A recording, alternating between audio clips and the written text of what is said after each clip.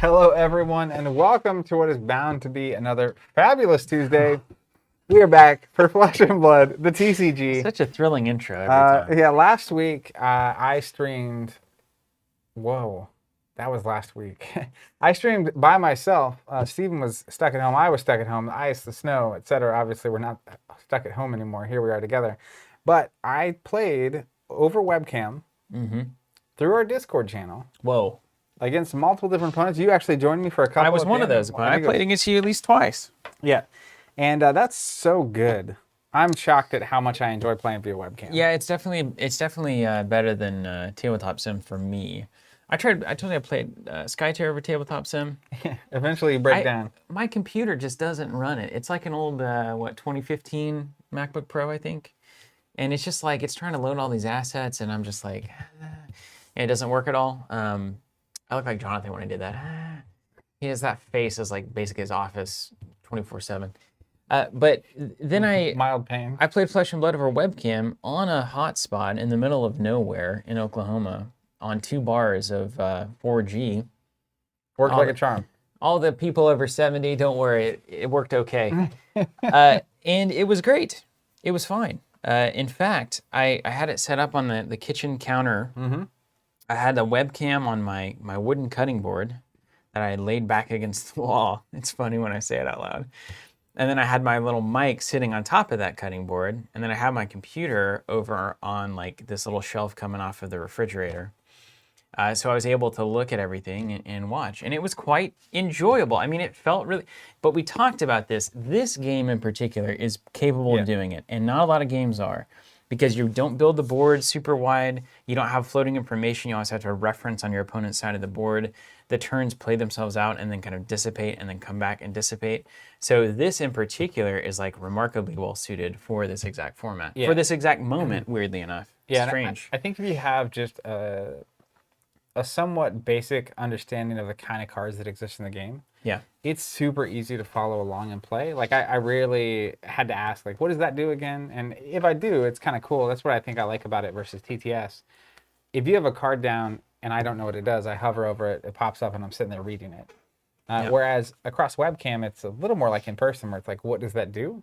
And you tell me that, and there's more interaction going on. I think that's what I like so much about it, is it keeps more of the interaction, and also you get the physical manipulation of the components instead of mouse clicking. So I just feel way more engaged in the game and against my opponent than I do in a TTS scenario. Yeah, you get to ask actual questions. Jordan Self asking, what webcams do you use primarily? So honestly, like I Googled top 5 webcams, and like You'd be amazed at how many folks don't do that. Yeah, I do that kind of stuff too. It was the first article, you click it, Top and 5 toilets. The article I stumbled on literally for that search was like, here's the most reasonable option that gives you HD video that's fine. It's like $100. And then it was like, if you want to be fancy and have the option for 4K someday, there's this one. It's a little more expensive. And it's like, and if you want this specific feature, this one. And then you just pick one. I think they all work. You were using an older webcam. I was using one from like 15 years ago. HD Pro, Logitech, 720p, what have you. It worked just fine. I could see your table. It was pretty good quality, and like I think if you were gonna play it through like Google Meetup, whatever they call it these days, where some of those platforms allow like really high quality. And if you were both on like fiber or something, then you could like, it could be really nice. Yeah, to be able to see the table. And pretty soon we'll never need to see another person ever again. Yeah, but I'm really excited to play here in person. Moving on. Because it is obviously, even yesterday's stream, it's like it's way more enjoyable, at least to stream with another person, than it is to fly solo. Last week I was doing solo streams because we were stuck at home. And I'm just ready to play. I have 4 decks built. You have 3. Are you saying you missed me? We left, not if in you those just words. Said it expressly, you know? I'll be okay with it. That's not how we're supposed to communicate. It's very indirect. I saw Jay Krebs over here saying I use my phone as a webcam and it works just fine. Just needed a $5 app. Jay Krebs, what is that $5 app? Zach, do you know? I bought a $15 app. Oh, you overpaid 3 times. It's the OBS app. Oh. OBS is a stream platform. But just to use your phone as a camera for something like Discord, I don't think you need an app. You just have the Discord app. You pull up, you hit the video, but then you would need a computer to be able to see that room. So you just join the room, and the only one you have video on is your phone. So that actually totally works. You can buy those arms that like attach to the table and hold your phone up above. Right on. So Alex Becker had a free app. Nice. So there's apps for days. But with OBS, to make your phone a camera source, that's how I did on some of the streams last week, the face cam. You should have seen what I set up to get, to get my phone to be in the right spot, because I didn't have tripods and stuff to like, there was tape, a lot of tape involved. You've never looked more like The Undertaker than you did during those streams. I High praise. I was like, High oh praise. man, this guy's about to suplex somebody. I can't tell you how happy that makes me. A lifelong pursuit achieved. Saying here, Yotes Game is saying skirmish events are going off on webcam. Tons of fun. Yeah, there's been a lot. People have been talking about it on our Discord. Tower Number 9 has been talking about it on the Discord. Apparently a ton of fun, and we're looking at maybe getting in on that here pretty shortly as well. So keep your eyes open, because these skirmish events online are happening a lot, and I think as that becomes more and more normalized, you know, it'll be an easier thing to find out where they're happening, who's doing them, how you can get involved, those kinds of things. And I've been amazed that once I did that first couple of games on the webcam just to test it out when they announced the skirmish series, how often I'm seeing people play games on our Discord channel on the tables with the video. Just hanging out. It's super cool. I mean, it's really amazing, I think, especially during the pandemic, but just in general. I know it's tough for a lot of people to get out. So the more people that are capable of playing from time to time at home, getting out when they can possibly get out, I think that's just phenomenal for the health of a community like this. And as old Yotes Gaming is saying here, go to fabtcg.com. They do actually have a blitz search, like a skirmish event search, and it works pretty well. I actually was testing that out the other day. So you can find an event, a digital event, and join it. I'm definitely, I found out about the experience point stuff. I don't know how it works yet. Yeah. But that clicked, and I was like. So here's what I know. Every time you win something. Which will be always. So anytime you play every an time event, I play, you get an experience point for winning. Okay. And then if it's a play. You get one experience for winning the whole event. No. One experience per match. Oh. And so then there's how many Shroot Bucks is this? There's 3 turns. Yeah, you can turn them in for 3, like drive-through car wash tokens. There is 3 sets. There's skirmish, then there's like official organized play, then there's the armory events, which are like the retail store organized play arm, and then there's the play anywhere events. Now, most of this is true. I want to caveat, I know a lot, but it's not all going to be accurate. A lot of it is coming around, I've just been trying to keep up with it. So the Play Anywhere events, anybody can host. You get points for those? I could host one right now. I could open it up to all of you and say, hey, let's play anywhere. Can we do a Play Anywhere event every time we stream? Yes, if we wanted to, yes. And it's like, we played a game, get me my points. I think you need at least 4 players. I don't know that for sure. But I think you need not an embarrassingly small amount of players, like 2, which is technically the smallest group. I'm so embarrassed. You do a Play Anywhere, so that's 4 XP max. So if there's 4 rounds in your Play Anywhere event. 1 XP per round, if you win. Now, if there's 20 rounds in your Play Anywhere event, only 4 experience still. Max can be gained. So any Play Anywhere is just capped at 4. Because you don't want everybody just doing these fake Play Anywhere events, I assume is the reason. Then on your armory events, that's, as far as I know, at 1 match, 1 experience, if you win. And I assume the matches are determined by their gym software, so that the number of rounds is commiserate to the size of the event, the size of people playing. So you might go to an armory event and play 3 times. You might play 7 times, if you have the time, and that's how many players are there. And it incentivizes kind of everybody to want the events to be bigger, because the more matches you have, the more potential experience. And then I assume big stuff like the call-in and nationals and all that get you, you might get more, or it might just be 1 per win. I don't know that it changes. What are these Stanley Nickels good for? I don't know. Honestly, I have no idea. But I just know I want them. People were saying the other day that you can get gold foils. Oh, I remember. So I think it's which is equivalent to literally $1 million. Well, so this really relates to the topic at hand here, which is cryptocurrency, which is why we're here to talk. If you use this link, I'm just kidding. I think it's the first player in every country to get to 1,000 experience. Gets I saw someone getting a handwritten note in an envelope that's sealed, and it's like, here's a cold gold foil at random. You open it, and it's one of the legendaries. So it's Tunic, Feint. Has the U.S. one happened yet? I don't think so. That's why I said, wait a second. I have things to be doing right now, including playing in every Flesh and Blood event that I can find because 1 experience, 100 of them equals 1 Stanley Nickel, 500 of them is a Shroot Buck, but 1,000 of them if you're the first one there, it's a gold cold foil legendary, which actually translates into real cash. That's like $17 million. That's how you're going to build your double decker. Yeah, that's right. I mean, it's just fab for study right now. This is what I was going to do with Keyforge, but since that all got canned, now this is my next out. So I actually checked. The U.S. player currently is about 700. Highest? Yeah. I can't catch that. I might as well not try. Are you serious? You don't think you can catch 700? That's so many points. Okay, you have to win 700 games. So let's just say I'm a high odds winner at 70%, which I think would be a good win rate. AdventureCo is saying 4 points a day can be earned via Play Anywhere events for any individual player. So if we had a Play Anywhere event every day, 250 days. That's fine.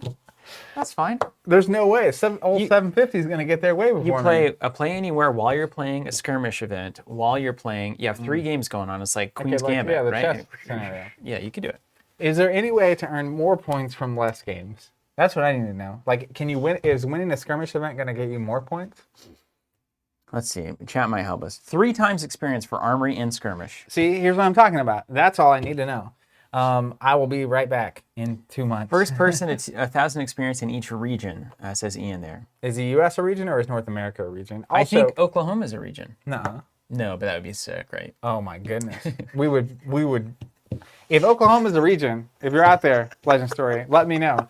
Because I won't do anything. I'll stream it all, too. This will be like we used to talk about doing the Guinness World Record of, like, longest continuous session of playing games. Yeah. And that would definitely happen. Like, I would be like, hey, we're just going to stream this game for 3 weeks. And it's going to be a Play Anywhere. Until somebody gets 1,000. Yeah. Yeah. And you can only have 4 a day. So, you know what? If they want to make a new format that is Guinness World Record-breaking event, 1 point per match played, I will play until I either earn the gold cold foil or break the world record. I would play for 5 days without sleeping for a gold cold foil right now. That's what I'm saying. Wouldn't that be a good time? And it would get goofier as it went on, so I think it would be more enjoyable. Can you imagine, like, so obviously hour, like, 24 is pretty funny because you're not sleeping. Hour 48 is ludicrous. Hour, like, day 4? Yeah. Like, when you get to, like, 96 hours, I don't even know what, and, like...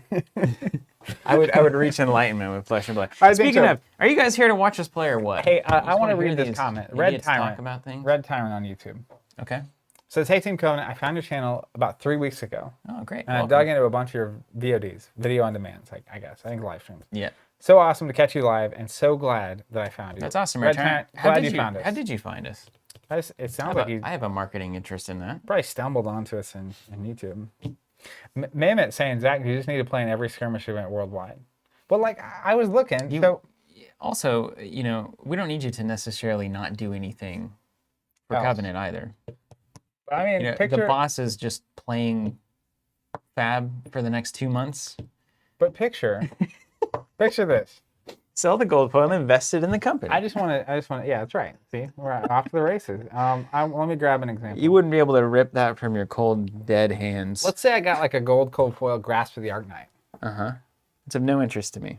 I know, but it's of very high interest to me. Actually, the thing that's most of interest to me is the Fandel Spring Tunic, but I think that's only like national level top 8 stuff. Okay. So we'll need to win that instead. That is my actual, like, whenever they announce an event where that's the top 8 prize, all in. Okay. All right. Could be Blitz, could be Draft, could be Sealed, could be Constructed, could be, once the worlds open up, I mean, who knows? Who knows where I'll end up traveling to attempt to earn this thing. What would you say the odds are that one of us is going to win a Nationals event at some point? Win the whole event? Yeah. 5%? That's it. Winning a national. I'm not looking for reasons. I'm looking for a number. World Championship event is very difficult, no matter how good you are. Yeah. I've said so you have to be really good. You have to get a little bit lucky. Is the other part of that? Well, I'm both of those things. So I've already done it. I'm not superstitious. I'm just a little stitious. No, I mean I'd say it's like a 0.5%.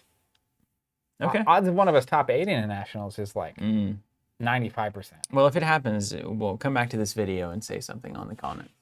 Yeah, we did it. Like when I finally, it's like, is it in Aladdin where Abu like finally gets the lamp? And Yeah. It's like I see the gold foil like for a brief moment. Red Tyrant also, I think it was just a recommended video when I was looking up some card games on YouTube. Started with your Arkham Horror videos. Just bought my second core set, and now here with Flesh and Blood. My gosh. All right, let's play some Flesh and Blood, shall we? Hey, everybody, look at what's happened. We've got top down 7 me? genuine decks Genuine. built. You don't know who Genuine is? That pony song. Genuine. Genuine. Let's look at these. You gotta watch that episode.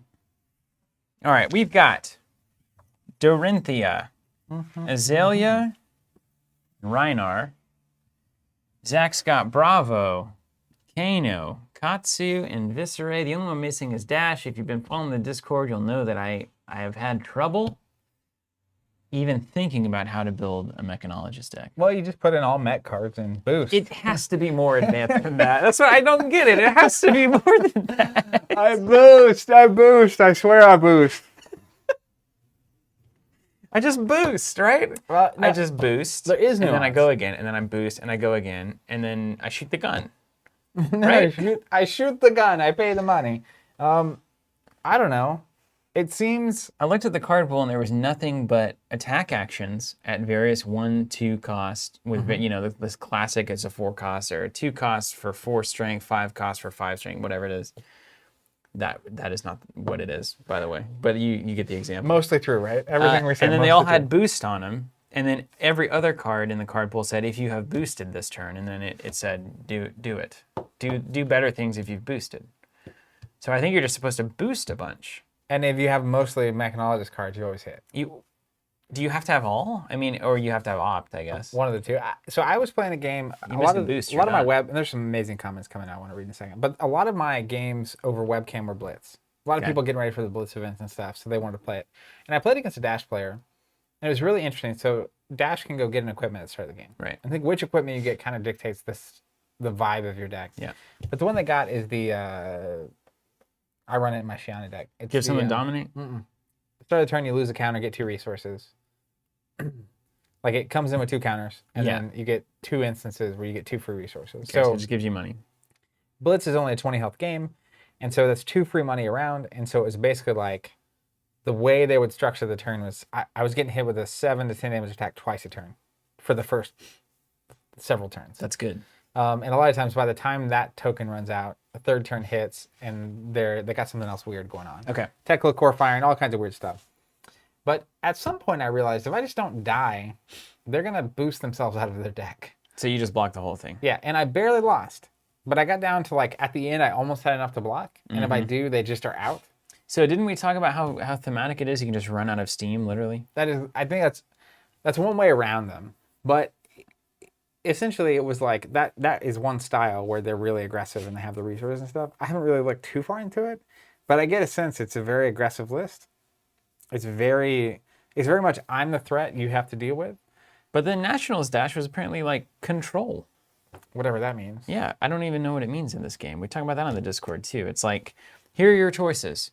You can spend all your cards attacking and take all of the damage that your opponent does in return, basically. And your number is hopefully bigger than their number. Well, I think with the boosting, Mechanologist is hard to outpace in terms of card efficiency per damage per round. Yeah. If it's just I'm swinging with everything and you're swinging with everything, I think they win that race. Well, apparently not, according to Matt Rogers or whoever the Nationals champion was, because he had a control dash, which was all about blocking.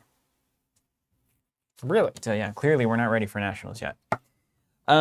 Or maybe we're enlightened. Hey, I want to shout out a couple people. Vincent from France saying hello and to keep up our amazing work. Happy to have you here from all the way across the world. Yes, more comments like that, please. Also, more people are starting to tell us how they showed up here in the first place. This is amazing to me. Trevor says, I stumbled on your channel when I was looking for UFS Universes content. Wow, that's cool. Throwback we did. That's super cool. And then there's, this crazy amount. Matt Rogers, that's right, Matt Rogers. Hey, David Whitfield, warm thoughts to you as well. I agree, Obsidian. See, Obsidian agreeing with me, so I got to read this. Control, so when you think about control in a card game, right? You think about, I'm actively stopping you from doing the things you want to do. Not letting you play cards, making it hard to play cards, taking cards out of your hand. Increasing resource costs, yeah, that kind of stuff. Yeah. In that way, Azalea is the biggest control build in this whole thing. Because all the hit effects are control effects. But this game is smart, and it does the thing that I always had problems with when it came to control builds, especially in things like Game of Thrones. You have to have your control effects tied to the central mechanics of the game. The central mechanics of this game are we're attacking each other. So if my control effects only matter if I can get past your defense, then we're always going to be playing the same game. Here's the lowdown on the mech control deck. You ready for this? Control Mech blocks the whole game until the point they've built their board, because they can actually build a board. For their Just play equipment. items. Yeah, items. Where they can actually shoot their pistol 3 or 4 times around for 4 damage each. Then it's basically impossible for the opponent to keep up. So there's apparently a way to create a scenario where you can just fire the gun 3 or 4 times around for the rest of the game and just do 4 damage each time, which is amazing because obviously that's great. Yeah, that you're not makes a lot of sense. spending cards. So you block, and then if you have all the stuff on the table generating for you, it's like and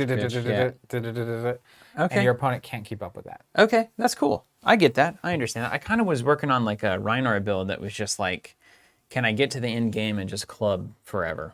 Yeah. Which I've considered with Bravo, right? Yeah. A Sledge of Ambelheim. It's like, well, I'm spending 4 resources and not actually losing any cards because the pitch goes to the bottom of your deck. That's 6. Doing 6 every round. Like, if I have a way to get go again, and it's not once per turn, particularly.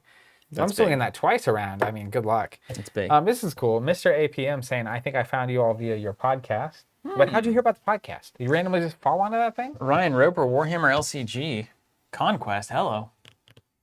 I think we should randomize between the decks and then play against each other. Easy peasy. Don't look at this. So easy. They're in non. Here we got dice. We're not. Okay, here we go. I'm gonna do it the old-fashioned way. 1 through 4. It's great to feel. I have 3 decks that I really enjoy, which normally I only have 1 in a game. So that's very impressive. I feel like that is your enlightenment. 1, 2, 3, 4, 5, 6. All right, you got it. Azalea it is. Azalea. All right, 1 through 4. 5 and 6 don't count. You want to roll for me? Yeah. 1 to 4. 3. It's a Bravo. Bravo Azalea, a classic match. Back to the basics. By the way, sideboards are important. If you didn't so important. Half the game. I found the perfect solution we were playing the Azalea versus Viscera match, and you have that Feign Death garbage. I do. But I have the perfect answer, and it's a card that we always were like, Chains. It's Chains of Eminence. Yeah. And I was very happy that I had a place for it. You know what? Chains of Eminence is a trap card. Not against Feign Death. It's a complete trap. Dude, if I get good, it's a big if. Yeah. I'll be waiting. I think that card is just waiting to be amazing because it's like. Also, the table layout here is going to be hilarious. Look how far to the. I feel like I'm normally playing here. Yeah, isn't that easier though? Because then we can be scooted in more. Yeah, I like it. Towards each other. I'll deal. But even without it being like a very particular, I need to stop this one card on the turn I'm going to Arknight Ascendancy, which is a fair use case. It's a thing. When you're playing against, I feel like you get to the point where you really know a meta. Being able to just know, like when I play my Towering Titan, if you were like that round, you're like, I'll play Chains of Eminence as a Crippling Crush. It's like, oh no, it's true. That was my big plan. It's true. And you just know that can't be played. Or like, imagine if you were like, Sink Below. Like, ouch. Yeah. Okay. Ouch. Whatever the answer is to that moment. So I've got the shell built here, and I feel like. So I'm not going to change the shell right now, but I think Ranger against somebody like Bravo probably is going to sideboard into Take Cover and the 0 for 4 trap. I think you have to have answers to the Dominate attack. So maybe we'll run this, because I'm already running Fate Foreseen red. So you could maybe just swap in, like I've got 1 floating slot. You swap in Take Cover in your Searing Arrow slot, and then there you go. Yeah. So let's run it once, and then if it's quick, we'll at least know. I like that. This is how it was supposed to be. Nico Santa started on the TC train when Netrunner launched. Whenever that was, 2012. Amazing. Thomas Morton, TC Netrunner tokens were the first purchase from you guys ever made. Marvel Champions got me into your subscription service for the first time. Oh, very cool. Alex Becker saying he used our cosmic boards and tokens for a skirmish event last weekend, and it worked out super well. Yeah, and skirmish is particularly good because those boards were built to do 20 health. So yeah, it is really good. That makes a lot of sense. Chris S., I found you guys way back for the Netrunner pack unboxings. That's amazing. Oh man, those were early. Z-Master saying it's been a while, but I found you starting with Star Wars Destiny content. Man, this is amazing. Chris saying he found us with our Lord of the Rings LCG unboxings. Who found us to that Dragon Ball CCG tutorial though? That's where the magic happens. There was some comment here. Anyways, it's amazing to see this. Why didn't you read the comment about me looking good? I didn't see that. I think I'm blind to that. Actually, maybe that didn't exist. Maybe you just saw it. I think I put that in there. Mr. Green asking a pretty cool question. If you would take a top-tier competitive deck list and remove all the legendaries, how much of the strength would remain deck percentage-wise compared to the original? So a lot of the class-specific legendaries are pretty make or break for that class. But even here, I have 2 common equipment, 1 legendary and 1 majestic. The Crater Fist is a card you can pick up for like, I think $30 or $40 on our website. Buy my book. Buy my book. Tectonic Plate is super good. But even like the unlimited version, I think is $150, $200. So to me, the legendaries, luckily you don't shuffle them in your deck. So like technically you can do the old Steven stuck at home proxy method. And then if you're going to play in a tournament, your favorite classes, you probably are going to pick up the L equipment. Like it just life. It is. Is it possible you can play without them? I wouldn't be surprised. You could definitely build a Bravo deck that didn't want the Surge token. And honestly, I think it's the Sledge deck. Well, that card, the secret of that card, 2 armor. Yeah, right. So much of it is that, right? That's why Ranger's so strange. Thank you, everybody. These are so cool. I love Mehmet this. saying Steven looking good. Thank you, Mehmet. Ross Gracie, I started watching you guys with Marvel Champions. Watch much of your Sky Tier and Arkham as well. Just starting out with Fab, and I'm super interested in the game. So it's amazing that line runs deep. Jerry Gonzalez Pryor saying Marvel Champions brought me to you guys in the beginning of quarantine. Then you got me hooked on a few games now that you were too excited about, which got me excited. That's awesome. Excitement, plenty of excitement to go around. How's everything look? You guys see the cards okay? Everything all right? Well, compared to last week, from potato cam to the real deal, it looks amazing. Okay, here we go. Even Steven? And then after this, I want to talk a little bit about deck building. All right. Now, the hot tech now is you got to go second if you win the roll. What? That's the hot ideas. You pick? No. I'm just saying that's the right choice. You're supposed to always go second. I'm going to go first. Oh, well, clearly. You were reading up on all of those points. Well, part of it, I think, and I saw people talking about this, basically sideboarding potions, and you actually get to know who's going first or second before you make your sideboard choice. So you can bring the potions if you're going first. Because obviously if you get a potion on turn 1, getting to play a potion and put a card in arsenal is It's excellent. pretty great. But otherwise, the second player is the first one to actually attack and create consequence for the player who's blocking. To take control of tempo. Yeah. But you have that tunic, and I don't like giving you a free counter. There's a tempo there, too. Yeah, Adventureco, funny how you guys are usually against sleeves, but now I see hard cases. I ran this. Let it be known, this was my initiative. I put all of I this, still don't have hard cases on mine. I put all of the nice because I want to take care of my friend Zach's nice cards, and I got nervous because I had them at home, and I was like, there's too many next to your hazards. sink and on your counter and stuff. Too many hazards Yeah, here. I mean, I'm obviously not currently hard casing because I like putting them in a deck box, but if I were using someone else's cards, I would be more nervous about it. Yeah. Like if I screw up my It's cards, that conscientiousness gene. I can deal with that better than the other way around. Ben Clapperton said you held me up getting a demo of Star Wars Rebellion at Adepticon. Well, That's a good way to meet.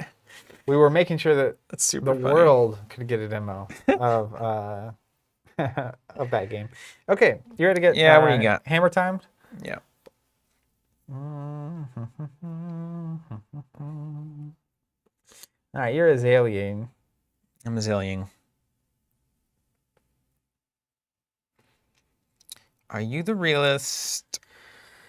Let's generate a Sarge.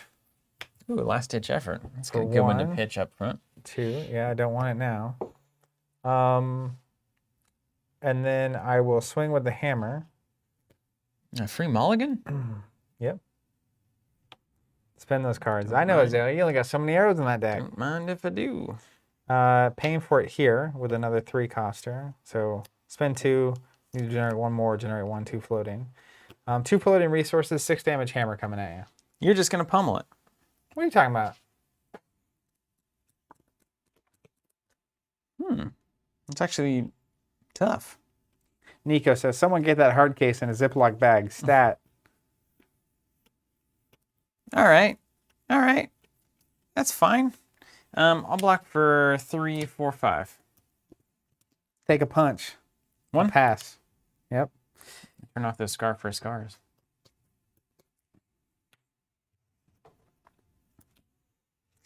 First turn of the game, we both draw. You do realize I'm playing Bravo, right? Yes. I do. Not very many scars here. I do. Not the scarring type. All right, here comes the Tunic. Don't let me forget. I thought you were going to say, here comes the tuna. Boom, here comes the... Okay. We're going to play Take Aim for +3.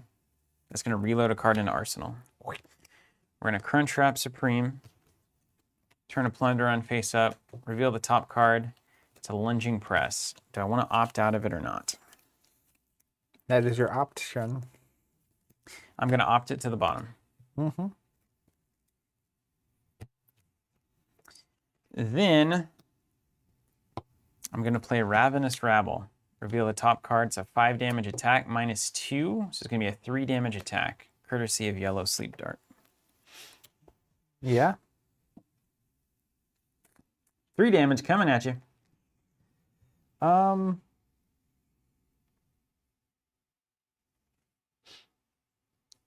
Take Aim's only ranger attack, so. Yeah, I'll block for 3. All right. I'm going to resolve that out. Technically, there's chain stuff. You and I both know. Yeah. Now, here is the question.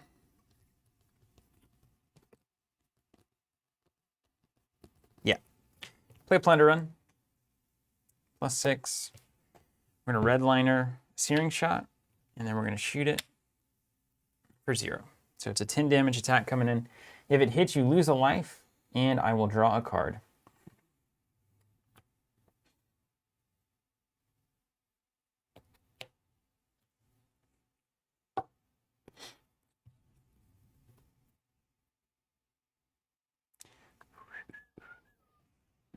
All right. Start working on that clamshell. Yeah. Let's block for 4. You get first reaction. I have no reaction. Pass priority. All right. I'll pay 3 for Unmovable for 6 because it's played from Arsenal. Blocking for 10. You got it. Ophelia. That's right. This goes under. Sarge pops. And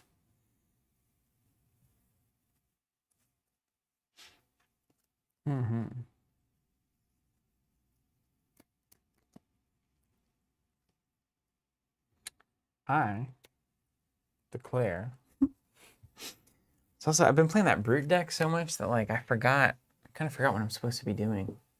It's a different strategy. I'm there again. I'm feeling like I understand again.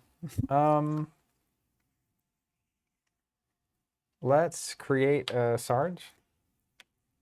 And then I will pass, put a card in Arsenal. Okay.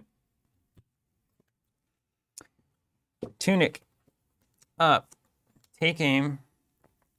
Here. Reload. Skullbone. It's a Searing Shot up top there. You can see my hand there.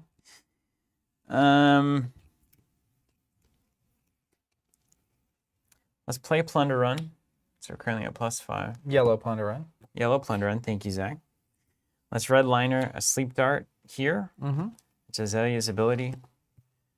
Throw in here. And then let's shoot a 9 damage Searing Shot with Dominate. If it hits, you lose a life, and I draw a card. All right. Well, as they say, 1 life to live. I will put in my helmet. Okay. You get first reaction. Pass. We're going to play a Staunch Response for 6. So I'll spend 6, blocked for 8 more, so 9 total block. All right. You got it. None. You shall not pass. This goes in Arsenal. I'm playing Bravo like I was supposed to play him back in the for last time. The old days. The olden days. Okay.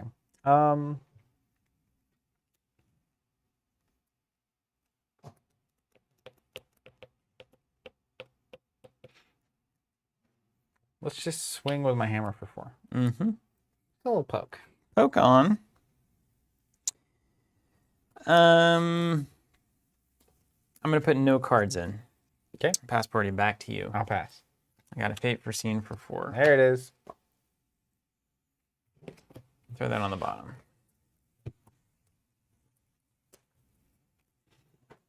Okay, let's start off this beautiful turn with a cross wrap. Reveal a yellow sleep dart to opt 1. Leave that there on top.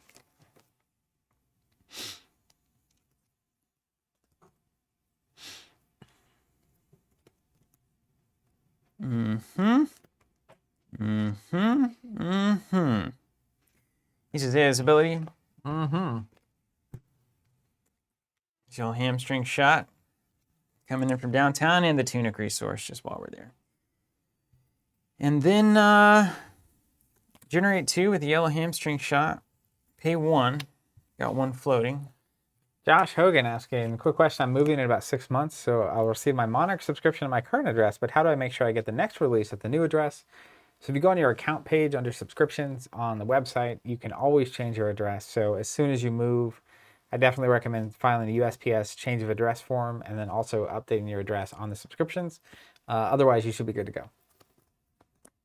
You got a 5 damage dominate hamstring shot coming at you. Is that all? Is that all? Well, I sure would like to stop this. Let me think about this math. There's that. There's that. What's the penalty here? 1 additional cost to the next thing you play. First attack, I should say. Oh, okay. I will not block, and it's your reaction. None. I'll pass. Take 5. Taking 5. This goes into the arsenal, and we're drawing up. And we got to put some things down in the end. Vincent said, I don't understand the game, but it looks interesting. I'm trying to think of a good resource. Our history of videos. You know, it's something we're talking about, doing some produced videos. A condensed, here's how you play would probably be useful. That'd be helpful. We'll think about we get Rodney to do one? That's really the pipe dream here. All right, you ready? Mm-hmm. Let's just do this. I'm going to make a Sarge. 2 floating resources. I'm going to play a Stonewall Confidence. Let's go again. While it's in the arena, cards that cost 3 or greater get +2 defendies. And it'll be basically for 1 round. It's an aura. Then I'm going to play another aura. It's called Showtime. Search my deck for a Guardian attack action. Put it in my hand. You know what I'm getting. I do. I do indeed. Crippling Crush. Coming to hand. These are going to go on bottom. That'll be in my turn as well. Okay. Crippling Crush coming in, huh?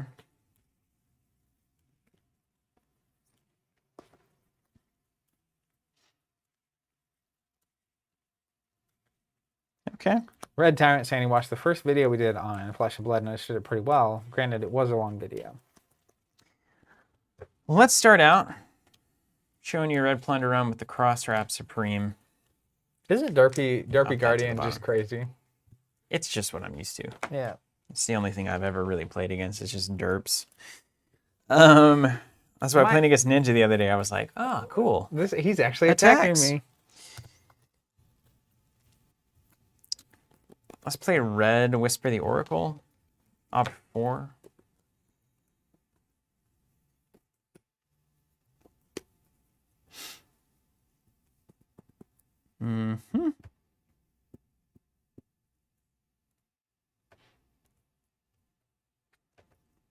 Okay. I like this. I like traffic lights.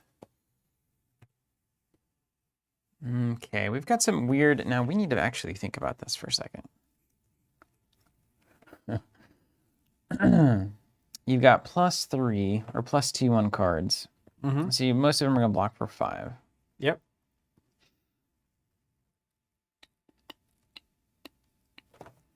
Do I want this on top? Or do I want to try to play... Do I play cool? Or do I play uncool? A great question. I'm gonna play cool. I like the options are cool or uncool. Whatever that means. Okay. So that means we've got that there. So that's gonna resolve out. Dadder's asking, have I played Wizard in Classic Constructed? I have. The first deck I played was a learning experience, and I have rebuilt, and I'm looking forward to playing. I'm potentially going to get it on the table today, as much as it is a workout to play. There's some math here. So, you're good. Let's see. You've got 2 left on the blockies on the armor. Yeah, 2 armor blocks. 2 armor, and I'm going to assume a card in your hand is worth 5, so that's 7. So I really just need to get above 7 to be more annoying than usual. So let's play a Plunder Run. That's going to get me to 3.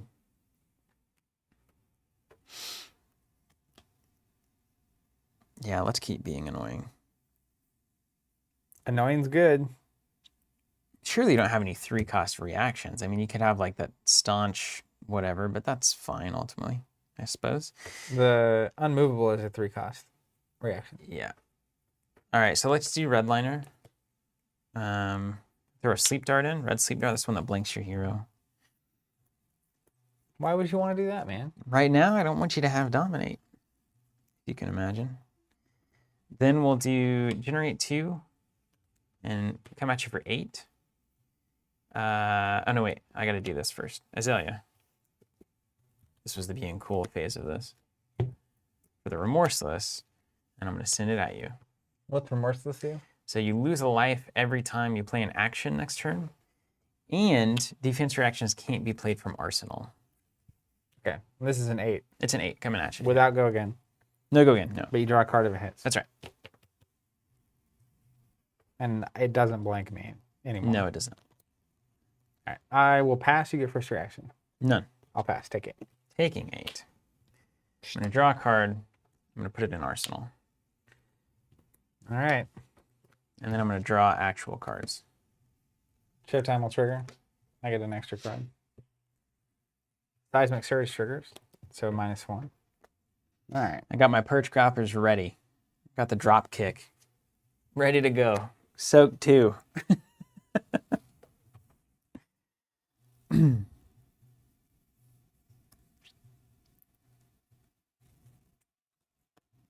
All right, Red Tyrant.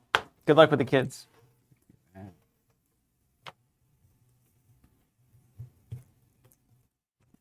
What a miracle that they've given us that Arsenal Shuffle in mechanic that works without you having to mess up the game state when you forget it. Because I forget it constantly. Yeah. But you can still just go whoop at any point, really. Yeah. As long as you're not searching your deck. Good. That. That. And then Arsenal. Why did they give the Cross Wrap and the Purse Grappler's Blade Break? It's so annoying. Ranger is fragile, man. They get hit. You get hit. You ever seen Legolas? Yes. Oh, let's put this up here too to remember. Yeah. Whenever they, until the end of turn, play an action card. Not take an action or anything weird. All right. But there was something weird where playing an action was actually using an ability at one point or something. I can't remember. We'll find out. Yeah, I don't remember. Is Ryan Roper in the chat? Like, he's using Bravo's ability, playing an action. It's an action. It's not an action card, though, surely, right? It's a hero card. But I think this is the thing that we were dancing around last time. Chris that's saying Blade Break on Ranger equipment is evil. Hey, Kurosaki asking, plans to do highly produced how to play Fab videos like the Destiny one. Yes. Yeah, we were talking about that. Ryan Roper says, what's the question? What is playing an action card, Ryan? For 500. Nothing is an action card unless it's literally coming from hand and being played, right? There's nothing... Well, then, let's do this. Crippling Crush would be an action card. Use Bravo's ability. Done. That's not an action card. Use the Tectonic Plating to get a token. Not an action card. We're still on the same page. I agree. All right, so you burned all your blue on a Surge and a Bravo.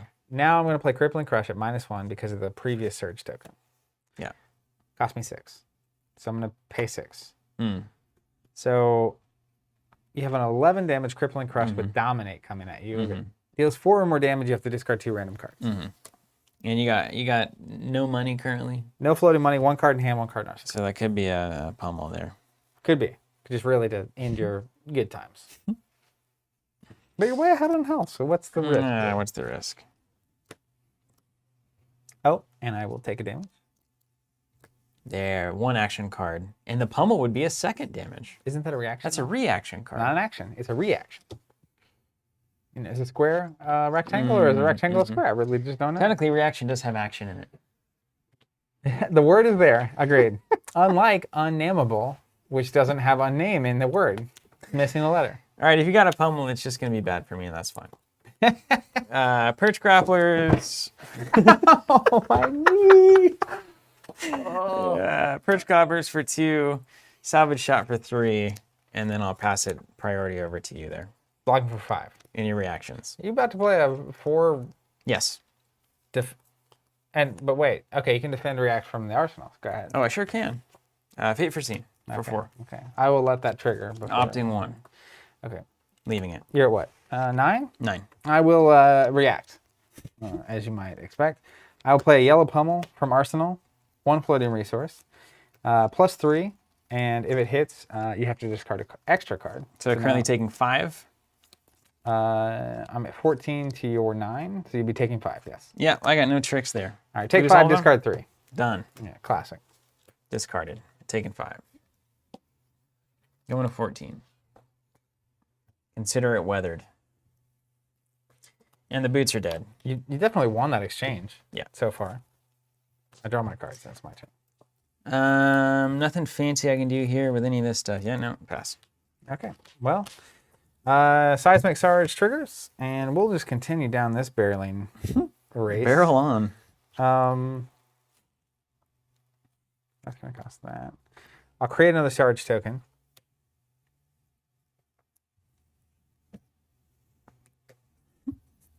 And then I will play Crippling Crush for 6. Ooh.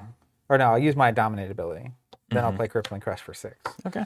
And then Sarge is hanging out again. So you have 11 damage, Crippling Crush, no resources, no cards in hand, no cards in arsenal. If it deals 4 or more, you got the pain. So really, I think I take 2, right? I'm going to take 2 and try to have a turn. Yeah, I'm not going to block with anything. And what do you do? It's a foolish block, I think, right? Yeah. 2 Crippling Crush in a row, you just take it. A lot of action. It's the best card in your deck. Oh, yeah, 2. It is definitely the best card. Ooh, Sleep Dart gone. Hamstring. Sleep Dart and Hamstring. All right. Go ahead. Okay. Let's do Nimblism for +3. Redliner is going to put Hamstring in, and then we'll Fandal's Tunic for an 8 damage Hamstring shot coming at you. I mean, can't hate it. All right. Well, let's play what we got.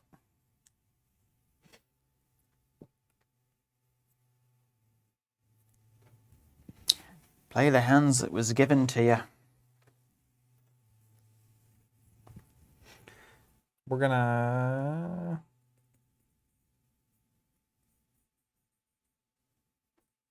staunch response for 8. Okay. Cover her up. And I'll pass. Blue staunch response for those at home trying to make cards pop. Seismic Sarge pops. Don't know. I'm gonna get it back this turn.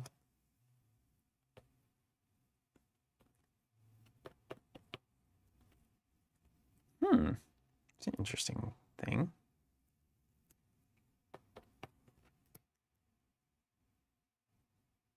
It's a really interesting thing.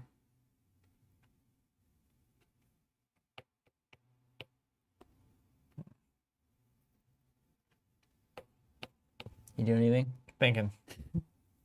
Thinking about thinking? I can basically either get a Sarge token and have an extra card next round because of Helm, or I can put something in Arsenal, or I can swing with a hammer. Those are the options I'm looking at. Mm-hmm. Every time I put something in Arsenal, I'm happy I did it, but I don't know if it's right.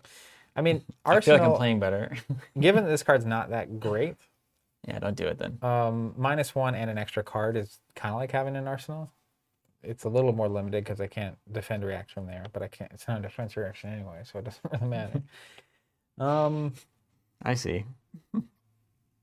So I think I'll try a Sarge token, pop the helmet, get an extra card, pass to you, and I draw 5. Oh boy.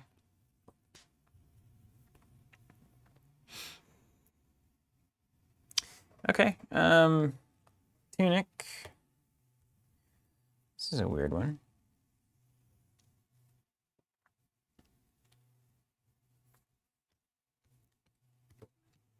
Very strange.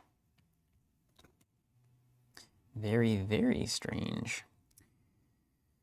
Oy. You know, we're here to be aggro, right? I don't know. You tell me.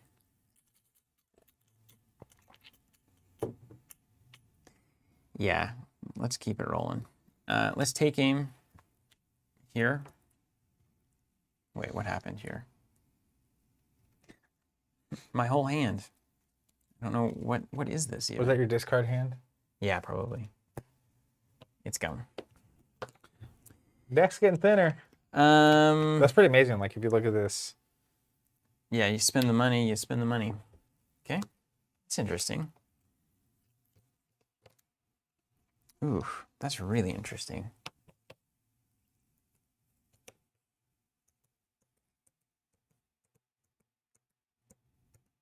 I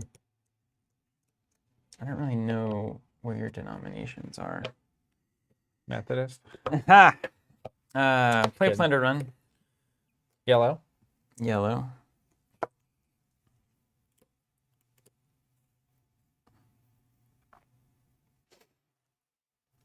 Then let's do Enlightened Strike. It's just going to get the +2 from Plunder Run. Mm-hmm. And I'm going to opt for drawing a card. And I'm going to put this on bottom as the cost. So it doesn't have go again. It does not have go again. It does not have +2. So it's a 7 damage. If it hits, I draw a card.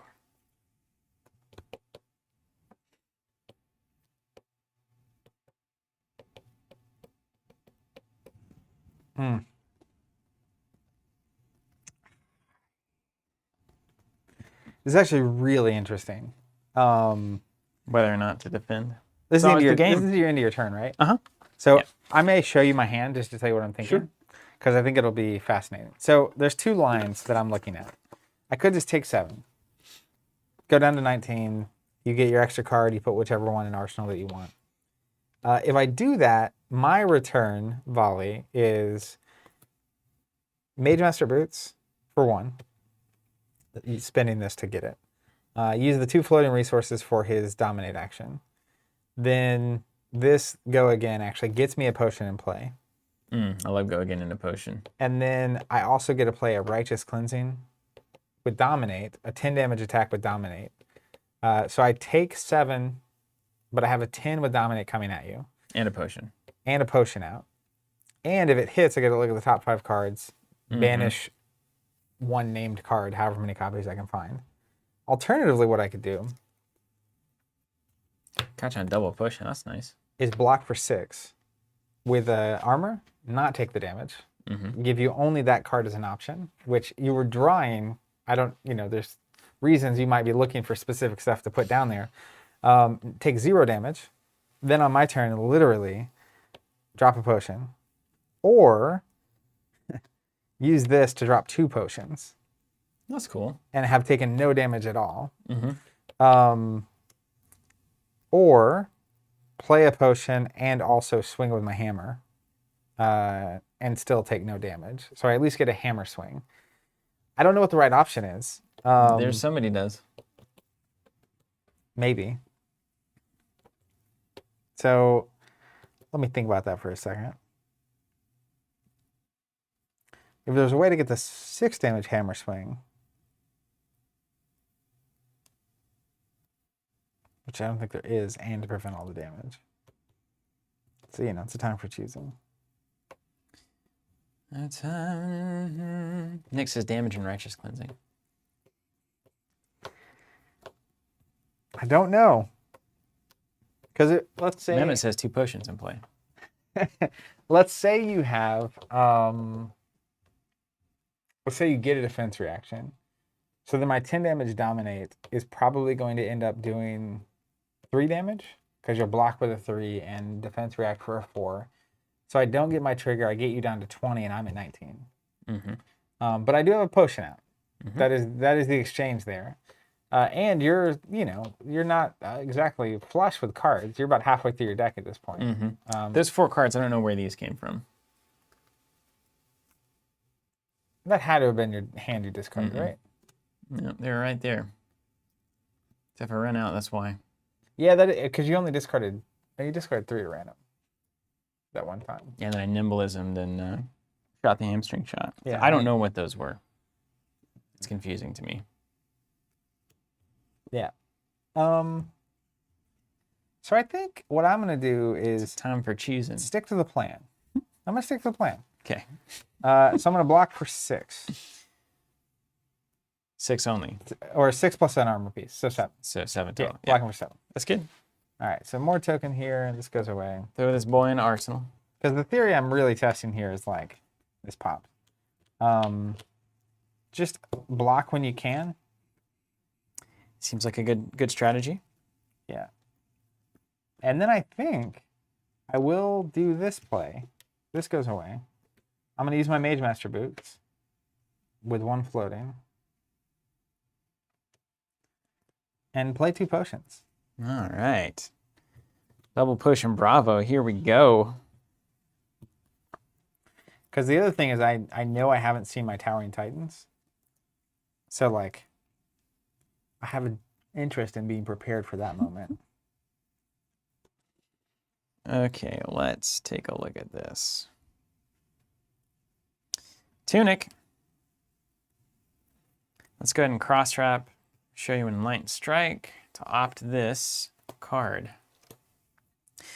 Opt this card. Take a look. Love it. So funny. It's so funny. Do I want that card on top or not? I don't. I don't want that card on top. All right, so we're gonna keep doing weird stuff since that's what we're here for. Let's crack these Braces of Belief. Reveal the top card. I just want to see what it is, really. It's yellow take aim, so next attack is +1. But I at least know that that's the take aim up there, which gets interesting for me. And you're destroying that to do that? No, Yes. you're using the cross wrap. This is destroyed for that, yes. Oh, okay. Yeah, our equipment is awful. That's generic even. So, if that's the case,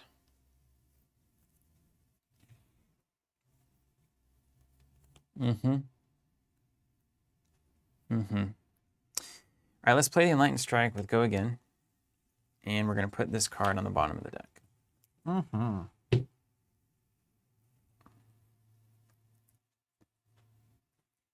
I'm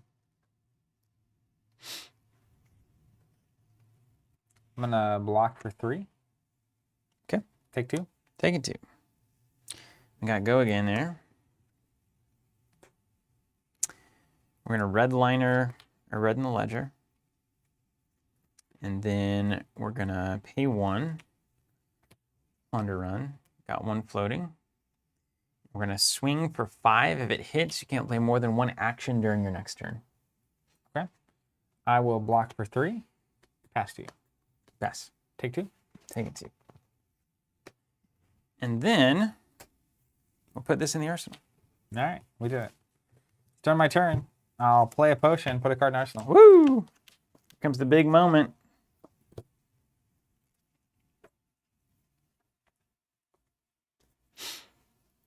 Okay. Tunic's going to tick up. We're going to cross-trap to look at the top card. Interesting. Let's see if we're going to take a crack at that or not. Oh, do we just try it? Oh, we could go so poorly. But honestly, there's so many arrows we haven't seen yet. I've got a good shot at a blind azalea here. And I feel like it's necessary.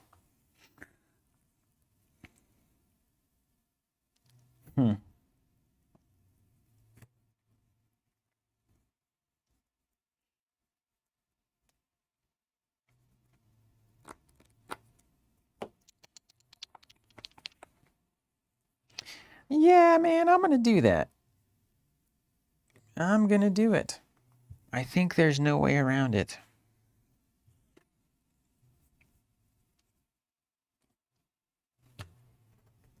Let's use azalea. From the top row. Oh, wait, that's the card I saw. I didn't want that. We opted that down with the cross trap. This is David Blaine business right here. Like the Matrix. 2 black cats. Same cat. Okay, so Nock's not going to be what I want.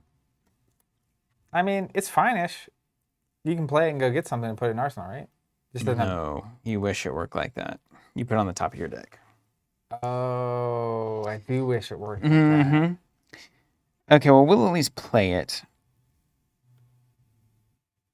Random Sexy Dinosaur saying, geez, I played Yu-Gi-Oh! Magic at competitive levels, and it doesn't seem like any of that knowledge helps me understand this game. I've been sitting here trying to figure it out as I watch. Yeah, that is one of the biggest appeals of this game, is that it is not just using the basic play resources, build a board thing you've seen in card games for 20 plus years. You start with a hero at your peak level, and you actually, like, as in a real fight, get weaker as you go. And so it's about balancing those resources and the cards you're using. One of the key things about this game is most cards have a red, yellow, and blue version. Red being the most effective, usually most damaging type. Blue being the least effective on that front, but that also signifies the kind of resources they provide. So red's 1 resource, yellow's 2, blue's 3. So it's really easy early on to spend all your reds actually doing stuff, and they go to permanently discard, using your blues as resource, which go to the bottom of your deck. But then late game, you end up with just a bunch of blues. And so you have the weakest versions of your card. Your armor gets spent and beat up like mine is now. And so you kind of end up in like an alleyway scrum at the end.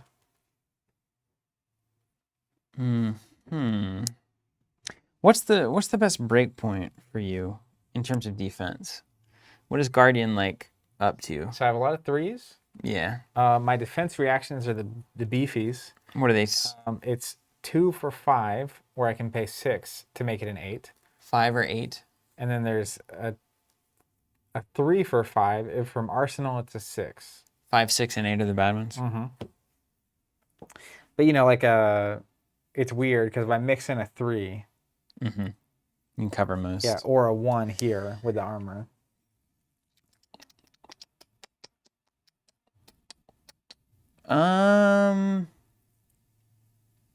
Okay, then we're gonna be cool. I'm gonna redliner here, and then I'm gonna shoot. What happened to the arrow. knock that was? You played knock? Yeah. Okay, so it's a 4 damage arrow. Yeah. If it hits, you take 1. So it's a 5 damage arrow, essentially. Would be.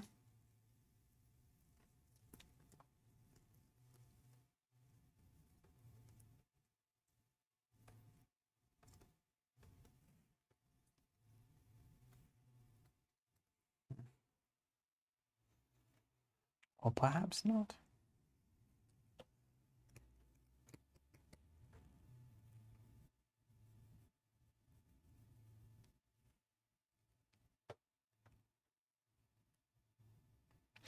Write this down.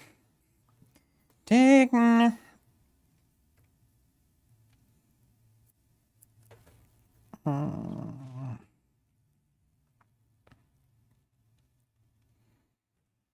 Don't like it.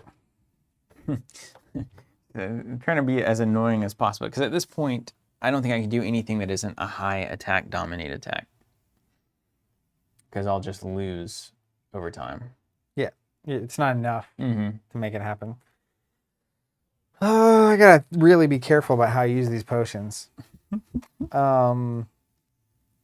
What's up, James Armstrong?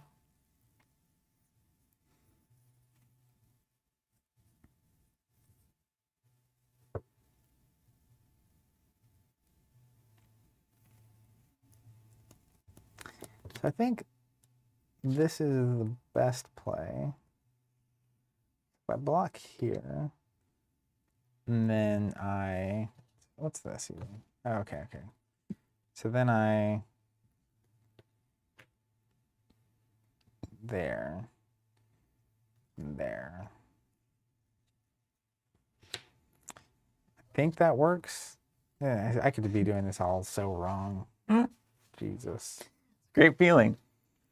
Yeah, snow is away, James. All right. I'm going to block for 3, 4. Done. My Crater Fist is cracked. That's right. Throw this in the arsenal and draw 2. All right. Could be wrong. This what I'm about to do could be just strictly wrong. I'm going to pop a potion. 2 floating resources. Spend 1. Pop a potion. Create Surge.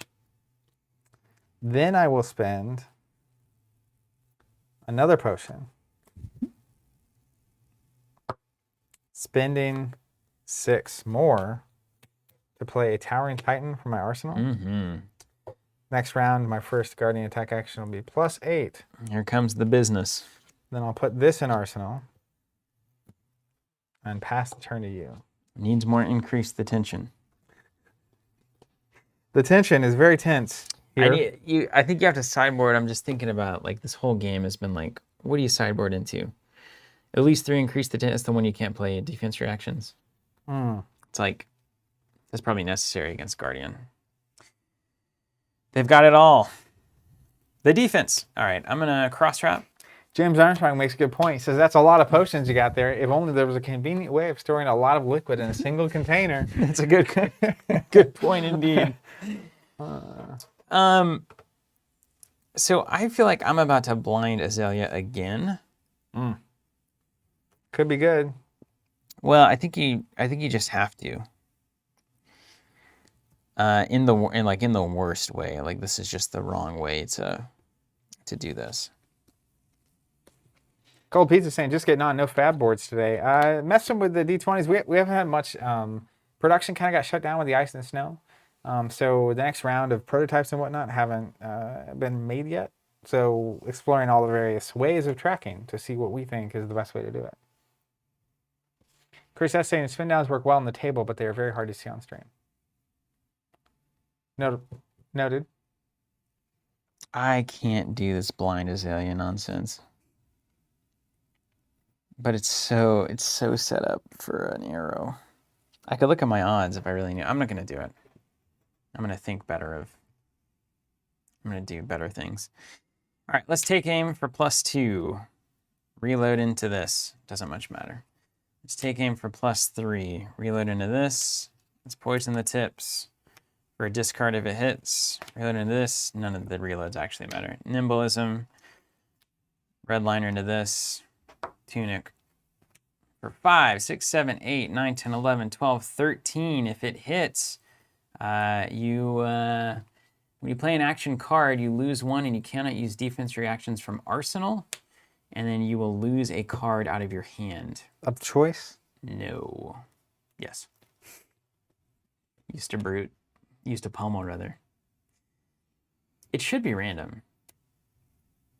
Having now played other classes, it should definitely be random. So 13 coming at you. All right, I got to think about this business. That's where, if this wasn't an Azalea arrow, but if it had been. Dominate 13, it's good. Yeah, but this is the turn to do that because I have this set up, so I have to swing big. Yes. It's just a matter of how big. How big is it? Because you're hitting for me for how many? 13. Bad. He's a bad man. So if I lose that card, then I... There's also a weird 3 of a kind build floating around out there, I'm sure I'll find at some point. No defense reaction from Arsenal, just in case. JIC.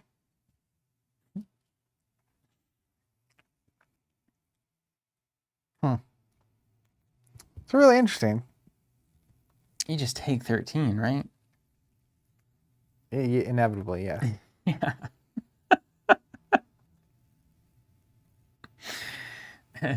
If I do 13 and you're getting +8 to your next attack, I think you're going to do more damage. Yeah, I will pass. You ought to discard a card if that matters. Yeah. That's actually the worst thing you could have done. All right, pass all around. You take 13 and we'll remember Remorseless. Discard a random card if you would, please. Down to 9. It's not random. You're really down to 2 health? No, 9. Okay. 9. There was a 22. 9. I will discard this one. Mine? Yep. Sarge Pops. Towering Titan Pops. +8 on the Q. Boom.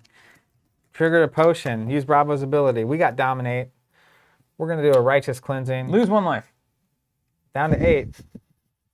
18 damage coming at you with Dominate. If it deals 4 or more, I get a look at the top 5 cards of your deck. Name a card and banish all the cards with that name. Then put the rest back on top in any order. You see?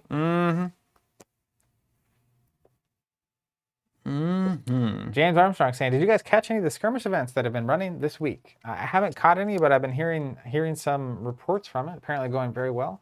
I think webcam games are super good. So we're looking at that very thing. Crystal saying, whoa.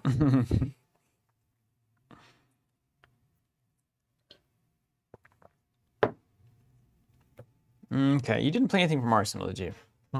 So that is a defense reaction, yeah? Mayhaps. Let's just see what's going on here. Ednon saying, I'm bullish on webcam games. Yeah, me too.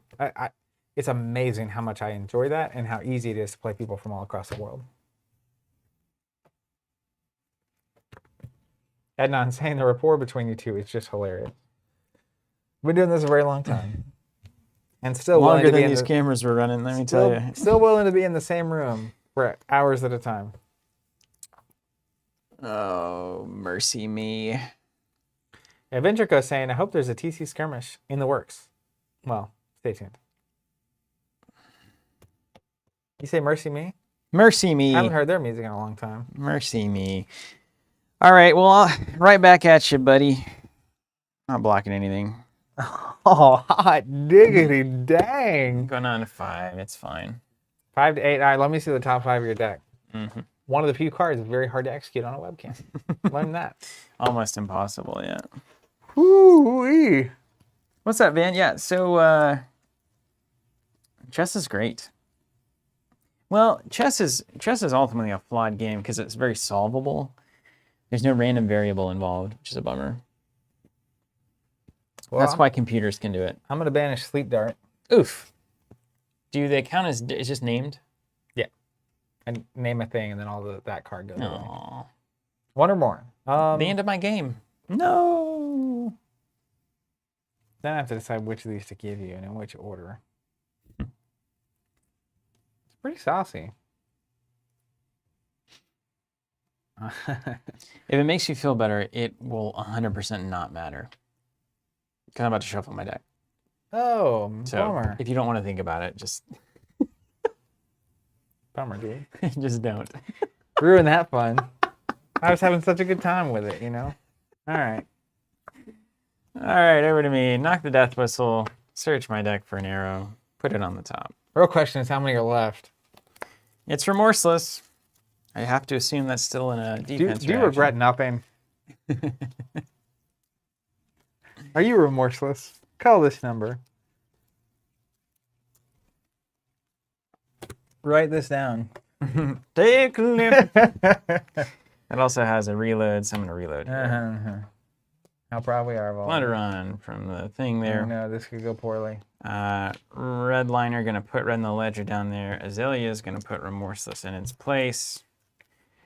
And then this Fate Foreseen, which I really wanted to use last turn, is going to become an 8 damage Remorseless with Dominate. What's Remorseless say? No defense reactions from Arsenal, and action cards cost you a life next turn. Well, isn't that just peachy? Yeah, this is the turn you're going to go 6 wide, huh? This is my Bravo go wide deck. Just shut it down. We're bad at blocking with cross-trap territory. Tell you how things have gone. Block for 3. Oh, good. I caught you without all your nonsense. Well, then what am I supposed to do here? Take 5. I'm going to draw a card. I'm going to put it in here. All right. Mine? Yeah. Now we get to see who can create some tempo, or you gots to block.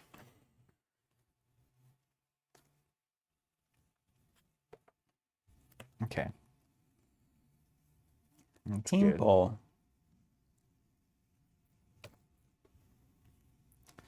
All right, let's create old Sarge. Sarge. Sarge moment. Let's swing with the Hama for 6. Mm-hmm. 1 card hand, 1 arsenal, 2 floating resources. Mm-hmm. Gotta at least make it look like it's there. Mm-hmm. Let's think about this. 6. T-Zag saying, swing that trusty gavel for some Bravo justice. Hear ye, hear ye.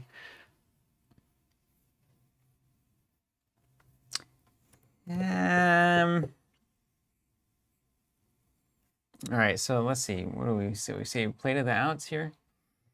So if we block here, and then that's a thing, we throw it in there, and then that becomes, so then the money is the problem. Pay him. The money. Pay that man his money. You didn't play any action cards over there, did you? Sure didn't. Not a single one. I always got that hammer in case I need it. Now, I know you're not running reds. Yeah, I know you're running yellow pummels. I see those over there in your discard pile. That's what, +3? +3, and if it hits, discard a card. If it hits, I'm dead. So that doesn't matter so much. Oh, really? 8, 7, 6, 5, 3, 0, 9. Huh. It's all about dominate here, because otherwise you just break out all the cards. This is where it's that weird. You can't reorganize your deck, so I've got to like go through here and be like, 1 remorseless, 2 remorseless. Technically, I think you can't reorganize your discard pile. And didn't I see something about not referencing the discard pile to try to figure out what's left in your deck somewhere? No, you can do that, but you can't lay it all out on the table to figure out what you're... Yeah. Oh, it's important to note, the pummel discard effect doesn't work with a hammer. Oh, yeah, that's right. Yeah. This is just about the damage. Yeah. Yeah, if I have a surprise 3 here, you block for 3. Even a pumping for 2 with a block for 3 is not good for old El Steve Areno. Okay. I think it's time to... We're going to be blind Azaleaing until we lose or win. Pretty sure that's how this game goes now. Sometimes you need that 3-pointer from half court. Okay.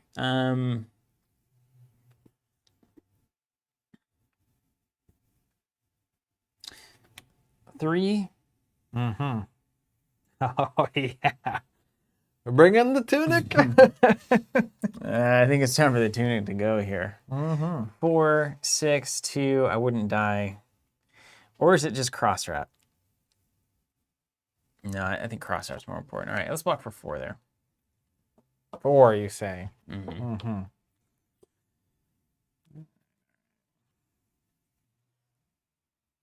Hey, Tony Morgan, this is Flesh and Blood. It's incredible. All right, cards in hand?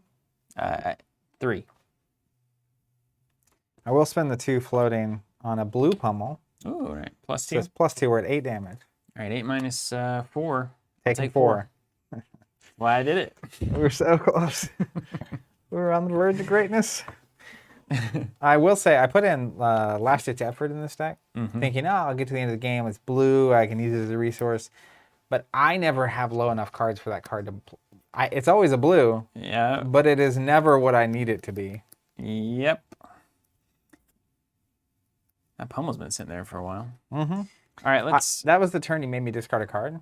Yeah. Was also going to be a pummel. Oh, good. To do more damage and make you discard that Ranger concept's working, man. All right, hamstring shot. I'm showing you that. I'm going to opt this one. Opt this down.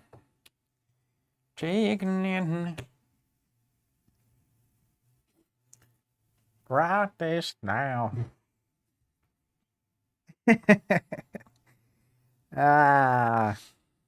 Okay. All right. Let's just consider this. Have you considered? This is where the money is important. So if I do that, I see that. Let's say it is good. Okay. So then that becomes that. Yeah, Ravenous Rabble. Red. Revealing a blue lunging press. So that is a 3/2 damage attack coming at you. 3, 2, 1, 5, 6, 9, 8, 7.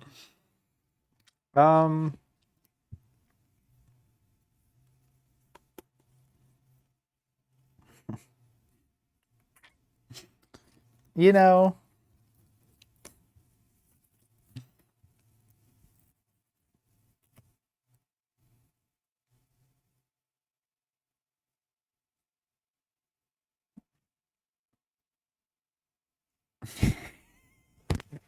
What? Oh, nothing. I don't know, just kind of crazy. Tight game. Come down to it. I mean, you're running out of cards. Oh, yeah. That's why it's got to be a dominate. I can't waste anything that... You can't just shoot an arrow. I've got to shoot. I don't even have it. I don't know how many arrows I've got left. Yeah. All right. We're going to block for 2. If I had that, it was enough. Anyways, blocking for 2. Okay. Covered it up. Congrats.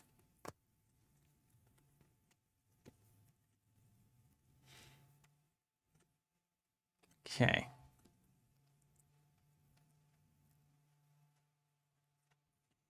Boy, howdy. Getting down to it. So if I launch this hamstring shot, let's just put that out there. Launch a hamstring shot for 4. You maybe lose 1 card out of hand. Does that even impact anything? It's a wasted arrow. Yep. But the main thing it impacts is I have to deal with it. That's right. Yeah, you gotta do something about it. All right, let's generate 2. Have 1 floating. Let's go ahead and just launch that the old-fashioned way. Just 4 damage. And then what's its effect? It costs you additional money if it hits. For an attack? Yeah. Action? Yeah. Not my hammer? First attack. First attack period. Include my hammer. Oh, yeah. My hammer time. It is an attack, I think. Okay. Greetings from Greece. What's up? Apostolos. Tesla, yeah, we'll be on Ashes tomorrow. Brad Hayes, I discovered you guys a few days ago. I haven't stopped watching your fab content since. Gonna go back and continue watching to avoid spoilers. That's awesome, Brad. That's amazing. No real spoilers, to be honest with you. We're just getting better, I think, slowly. It's taken a long time to understand what the heck is going on in this game. Kind of dangerous thing to say, considering I probably don't still know. Yellow hamstring shot coming at you. I know. I know. Hey. Yeah, let's just cover it up. Hey, kid. You know? Yeah, why mess around? You got a staunch response for 5. 3/4 of a deck there. All right, you got me. You blocked it. Got you as 1. I'm going to put that in the arsenal there, and I'm going to draw up. All right, I'm literally just going to swing with a 4 damage hammer. Oh, yes. But you got to block it. What's up, hammer? Your deck is so thin. Got to block it with everything I've got. Yeah. You can't take damage, so good luck. Surely you can block for 4. Don't call me Shirley. Okay.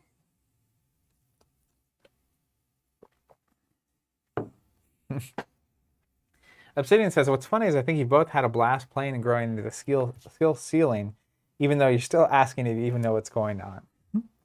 Tylenol asking, a word from our other sponsor, what has been your favorite format, Blitz or normal? I like Classic Constructed better because I feel like there's more depth and more of a game there. And the concepts you can be more refined and take more time setting something up in the game. But Blitz, while we were learning the game and the fundamentals, was like fantastic for exactly what it is in my mind.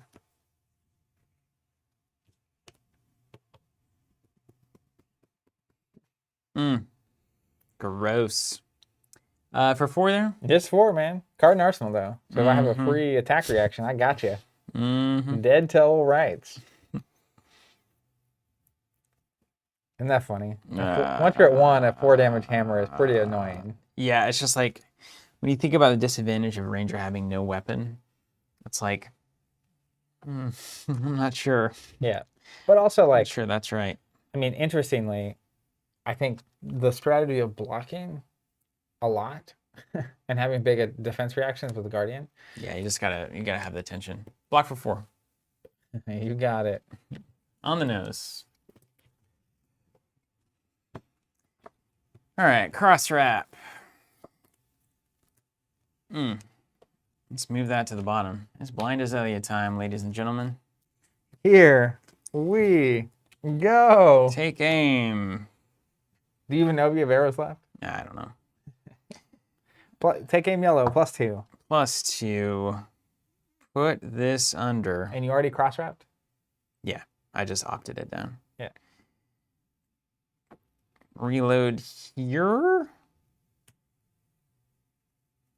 Red Tyrant, yeah. Typically we post on the weekend the streaming schedule. I didn't want to post it this weekend because I didn't know if Steven was going to be able to make it in given the weather. But it's typically, we rotate right now, Marvel, Champions, and Arkham. He got it on Mondays. And then Tuesdays, Flesh and Blood. Wednesday, most of the time, is Ashes, sometimes Sky Terror. And Thursday is Throwback Thursday. All right, well, generate 1, dominate for 6. I hope you don't have a defense reaction just ready for it. Tylenol, we've got the Blitz subscription, or the unlimited subscription. We've got slots there. So Monarch Unlimited, if you want it, we've got slots in that sub. So anybody needing Monarch Unlimited, it's a guaranteed way to get those boxes as soon as they release. First edition obviously is sold out everywhere, but for the players. Block for 3. I die. Wow. On the nose. Okay. There's that. I thought I was just waiting around. No, I didn't have the ability to block. That's annoying. Well, how many arrows are left? That brings me a great amount of unrelinquished joy. 1, 2, 3. He had 3 arrows. 4 arrows. That's not bad. 5 with the one I shot. You had decent odds. Yeah. You know. There you go. Wow. Yep. I mean, Dominate gets it at the end, right? You can't get that close. Who's laughing now? That's a good game. Ranger's broken. Too good.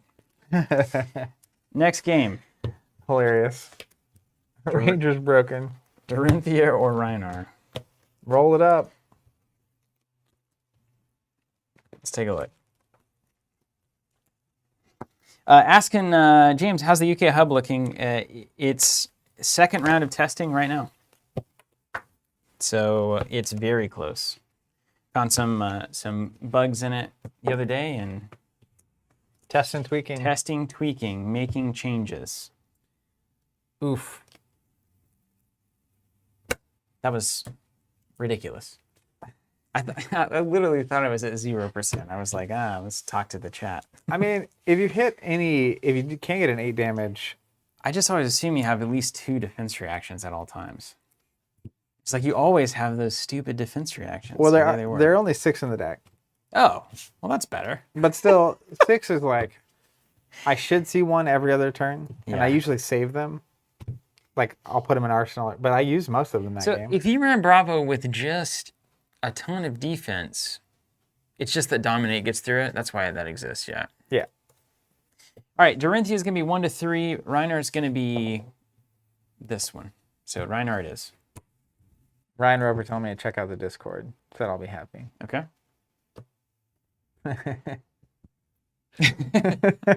That's my face on a boo.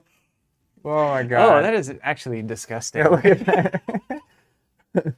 That is disgusting. I didn't know that I didn't like that much. I didn't know I could not like something that much. Let's zoom out for a second. That's ridiculous. Hi, everybody. What did you roll? You rolled Reinhardt? Yeah, I'm doing Reinhardt. All right. 1 to 2 for me is Viscera. 3 and 4 is Katsu. 5 and 6 is Kano. Okay. Roll for me. All right, here we go. It's too much power for me. Viscera. Runeblade. All right. Uh-oh. This old thing. All right, this is where Brute together strong. I think I just do null run Hood. It's like the most disappointing thing. Arcane Barrier 2 here. That seems fine. You guys pay 2 every time you block a run chain? Yeah. No way. What's your other equipment? You gotta have the other stuff, don't you? No. You get Arcane Barrier 2 in your Brute loadout. But I mean, like, what are you swapping in for Arcane Barriers? I think Skull. Well, so if you need 1 against Wizard, you have 1 on the gloves, 2 on the helmet, and then you can cover 3, and you're fine with that. And you got your Bonehead Barriers. Yeah, against Wizard, that's fine. A 2 against Wizard's fine. Yeah, I do a 2 and a 1 probably against Wizard. Yeah, but against Runeblade, you have to swap something in. This becomes the normal Hood. Yes, which is the coolest looking Brute imaginable. Yeah, got the hood on. He's ready to roll. Yeah. That's great, Ryan. Yeah, thank you. Yeah, Red Tyrant, I don't know if are you asking how to get in? Anyway, anybody who's looking to get in, seriously, Monarch Unlimited is probably the way to go. Try to get some Blitz decks, maybe. But well, in the next month, we're expecting at some point a restock of the first 2 sets Unlimited as well, both for us and across the board. So you can sign up on the wait list on our website, and then also those should become more readily available. That's the hope. And then the other thing you can definitely do is sign up for the unlimited box subscription for Monarch. It's going to be a great place to start. Hopefully you can get some product before then, but that's the worst case scenario. And it also gets you locked in forever, as long as you want to stay in. So, you know, that sub might also sell out. And we've seen Unlimited like go crazy demand-wise. We know that Card of Monday is being stressed by Pokemon and Magic and Flesh and Blood now coming up. So guarantees are good. Let's Marcio. Why are the cards face down? So as we use equipment, we flip them face down. And then one mechanic is that you can always have, at the end of your turn, you can put a card into Arsenal, 1 card. And that's face down, kind of behind your character. Brandon, good question. Bought my 6-year-old the starter for the Transformers TCG. Do you think it'll be hard for him to learn? The Transformers? You know kids better than I do, yeah. I have nieces and nephews. You think they could learn Transformers? Yeah, definitely. Yeah. Yeah, easy. Talonalt Blitz decks. So our Blitz subscription is for 4 one of each of the individual decks, but that's currently out. So if you can find those somewhere, that would be great. Yeah. Grabbing 1 or 2 Blitz decks is a great way to start. There's also, I don't know what the website is, but there was some website someone posted that was like Fab Armory or something? No, it's not that. It's the thing that this website is doing is getting the extra commons and rares from people and building Blitz decks. I thought that's what Armory was doing. Maybe. I thought it was it was like the name of the domain was even like, you know, Flesh and Blood Fab starter Blitz decks or something like that. I don't know. Interesting. You should absolutely start playing it. However you can find it. Even Steven? Even Steven, sure. That's me. I'm Steven. Do I need to sideboard anything against Runeblade? No, it's fine. You ready to, again, watch me ascend? Yeah, right.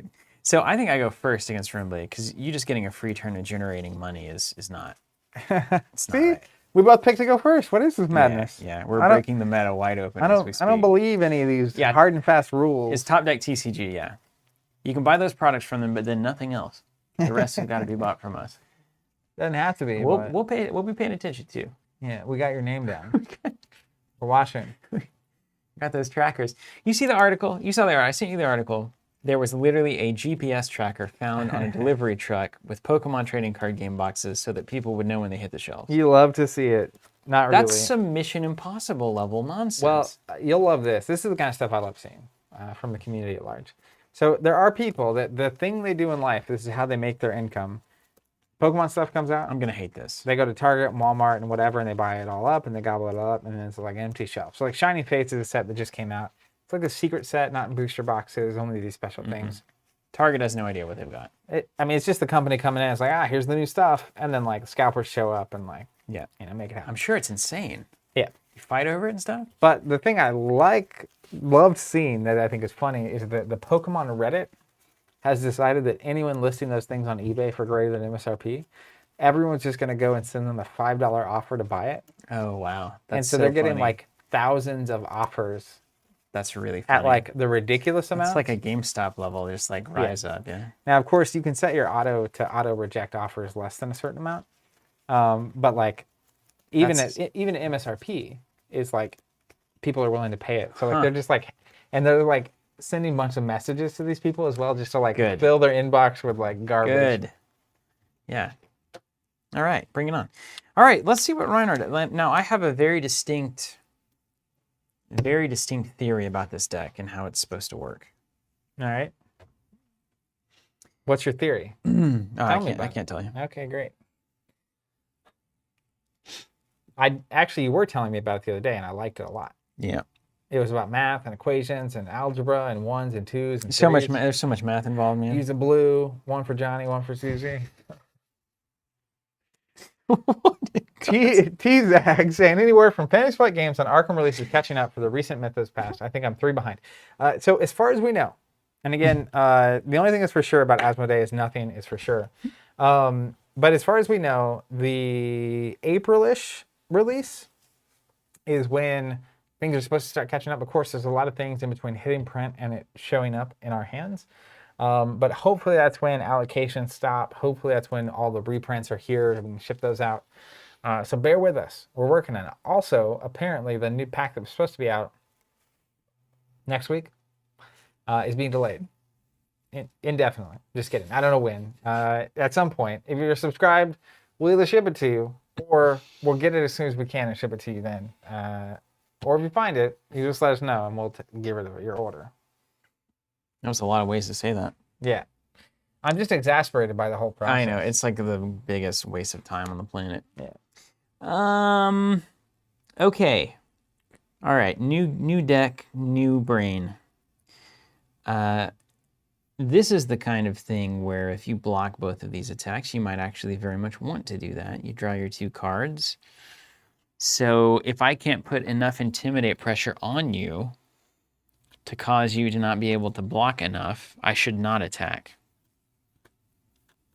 It's big brain time, man. I'm just going to go right to Arsenal. Or rather, I'm passing. This is how this works. I'm passing priority. I'll pass. No instance. All right, in phase. Boom. All right. Drawing a card. Mine? Yeah. Let's pay 2 for an Enchanting Melody red. There it is. And I'm gonna club that thing right off the table. a Potion of Strength.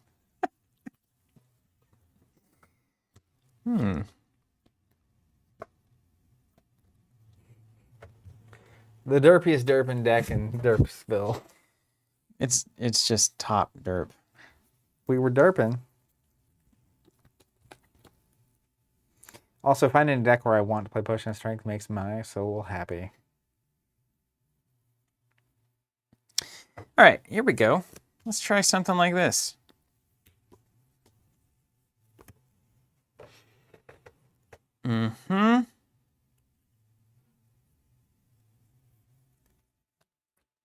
Yep. All right. So, this could go one of 2 ways. This is the thing. I'm going to do it the smart way. I'm going to play smart. I'm going to play from Arsenal a Barraging Bighorn red. I'm going to generate 2 resources to do that with the old Bonehead Barrier over here. Okay. That is a 7 damage attack. It's going to discard a card from my hand. My hand. I know it's going to intimidate. Yeah, well, it might not hit you. It's a 1 in 3. Kudonichi saying, do you guys answer chats? Yes. Yeah. It's a Barraging Bighorn. It's going to intimidate. That's also going to trigger the club for +1. Let's intimidate this one away. You got it. Alex Baker saying Gamora was announced for Marvel Champions. I saw that. She looks awesome. 7 damage attack coming your way. If you don't block with 2 cards or more, it has go again. Block with 1, it goes again. Non-equipments. Tylenol says, how is this game compared to other games you guys like to play? I don't even have a product yet, and it seems like one of the best designed games I've encountered in 25 plus years. The Decipher Star Wars is my all-time favorite. We've been crushing the Star Wars CCG on the channel, by the way. If you haven't seen the past 3, on Thursdays, we've been doing the Star Wars CCG. Zach and I grew up on that game, kind of. It was in the periphery, and we absolutely love it. And I agree with your assessment that this is probably the best designed game that I've seen in terms of the numbers and the balance. Clearly, they understand the variables they have, and they're tweaking them very carefully and efficiently, rather than just having big random effects and hoping they're not broken. The system itself is so well designed. It is extremely well honed. Really impressive. Kudonichi saying, I was not trying to be condescending with my question. I was just wondering. Definitely not. It felt like we were, I don't know, anything but happy to answer your questions. That's just not true. Also, the Red Tyrant saying, I gotta say, major props to the whole team production back there. One of the best things about your content is the card pops. Just outstanding Not production. us? Yeah. Not the hosts? I thought it was our infectious smiles and amazing. We've designed an entire aesthetic. Charm. I have a nice, like, light, blonde hair, kind of cheery aesthetic. Zach's got his thing as well. I was curious how you were going to define it, and then you just said his thing. Oh, man. Classic. Okay, so if I don't block with at least 2 cards, you get go again. That's right. Well, that's annoying. How's that for a melody? Whatever. I got a rhinoceros. Something to say about that. You can have go again. I don't care. I will pass defending. You get first reaction. All right. Well, let me see here. No defense. Sink below red. All right. Put this under. Draw a card. So Barrage of Bighorn destroys the melody, and your sink below works. You got it. I do have go again, though. Okay. Let's generate 2 money. Swing with the club for 5. Is that so? Mm-hmm.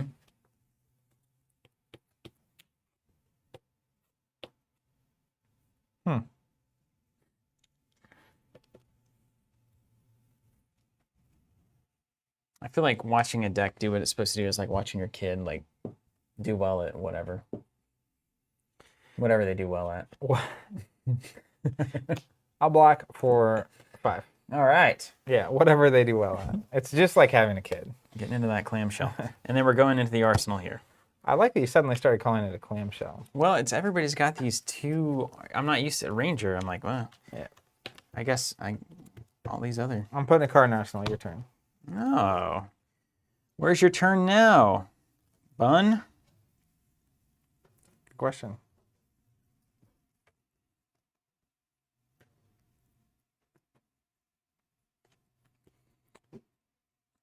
You want to see something weird?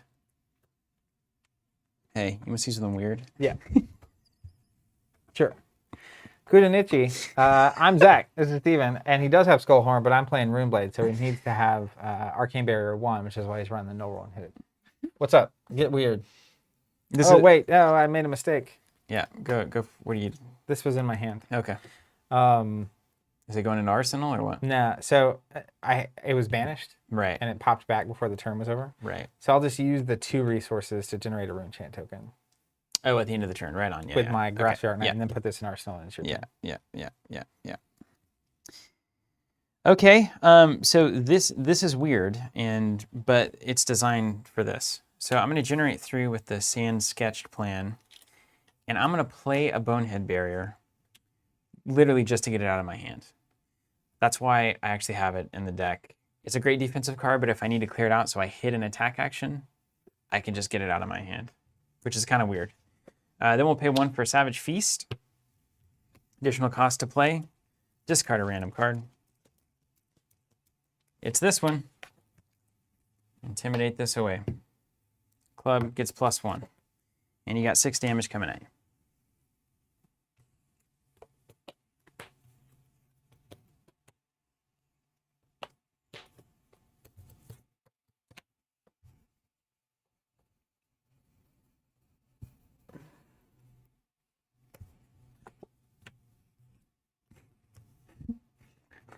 Slide cards. Slide cards. Just 6 damage. Just 6. Okay. Did you draw a card from that? Haven't yet, but I will. Seems worthwhile. You know, I mean, that's kind of the perfect turn. So block for 3.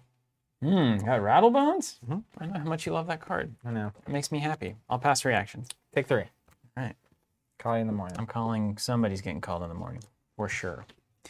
And then we'll throw this in the arsenal and we'll drop. All right, let's bounce it back. Bounce back, rewind it back. All right, I'll play Enchanting Melody. Then I'll play a Read the Runes. So it's just derps, man. Viscera creates 1 from his ability, +3 from Read the Runes. Would somebody attack me already? This is insane. And then I'll put this in arsenal. Take that, rewind it back. Okay. This is a weird turn.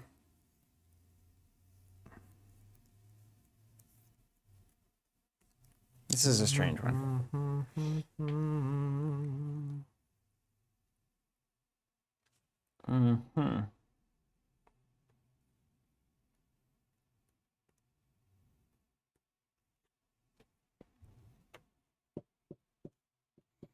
T-Zach saying, is Zach's deck building up for 1 large fatal attack? So yes and no.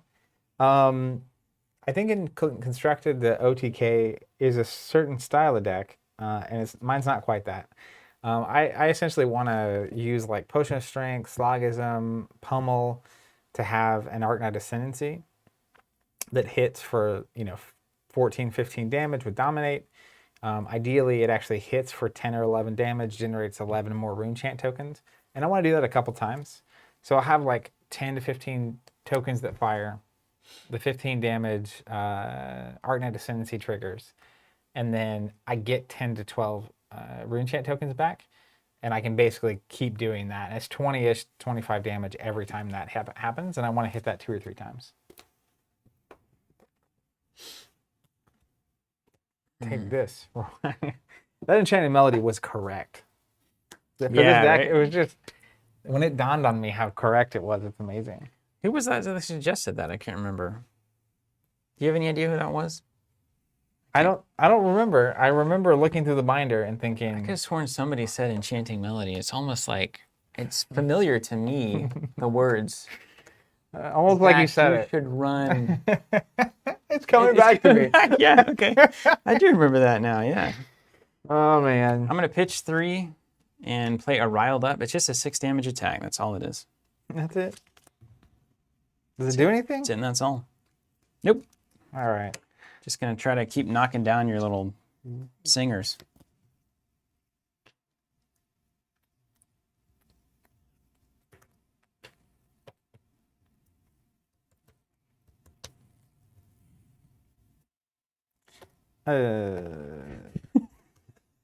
Baba. Yeah, block 6.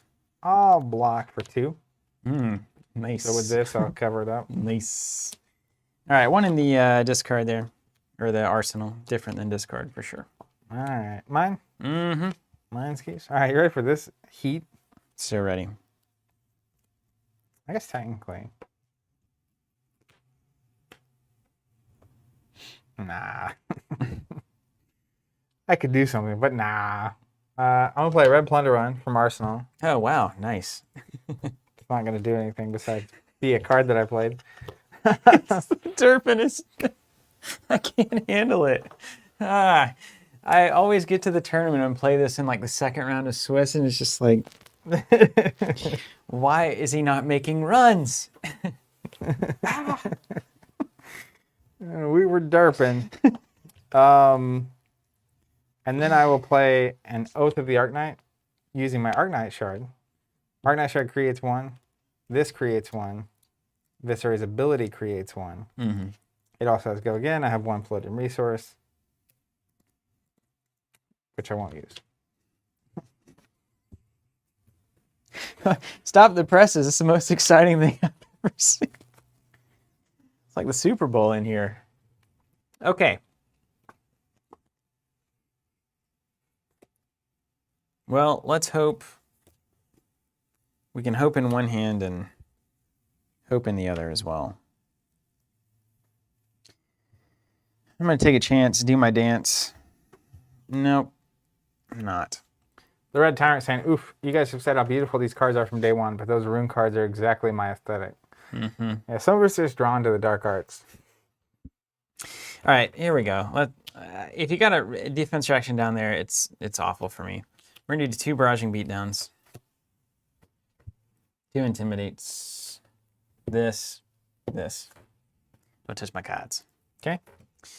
Then we're going to do generate 2 for a Bonehead Barrier there, from the Bonehead Barrier.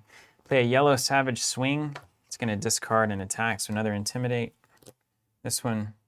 And then the club's going to get +1. You currently have a 6 coming at you. And if you don't block with 2, it is going to be +6. Well, I'll tell you a secret. Blocking with 2. This guy's blocking with 2. No, I'm not. All right, great. I will put some armor in, though. Put this thing in. I've learned you just got to use it, because that thing breaks to use it. So you don't want to have... Oh, wait. You don't want to use that one. No, because if it goes to 0, it breaks. Yeah. Don't want that either. I will pass. You get first reaction. I have none. Reduce the rune chant. How many do you have in your hand? Those? 1.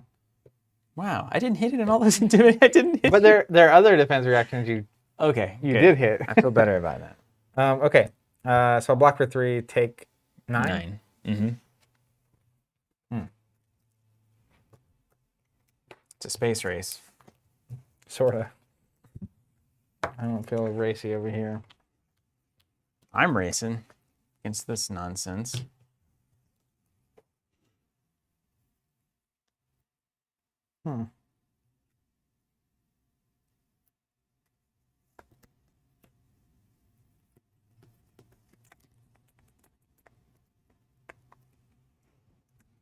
Okay, fine.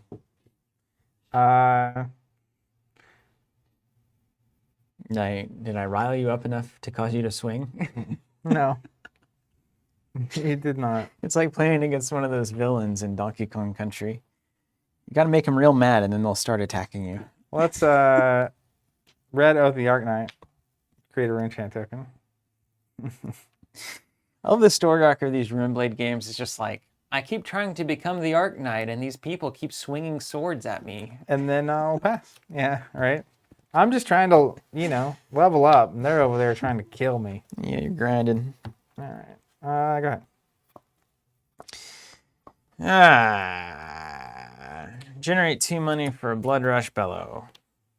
I'm going to discard a card. Brute attacks are +2 this turn. Barraging Bighorn is going to the dump. Intimidate there. And I'm going to draw 2 cards because it was an attack. What are we looking at here? Oh, you haven't attacked yet even. I got it. I haven't.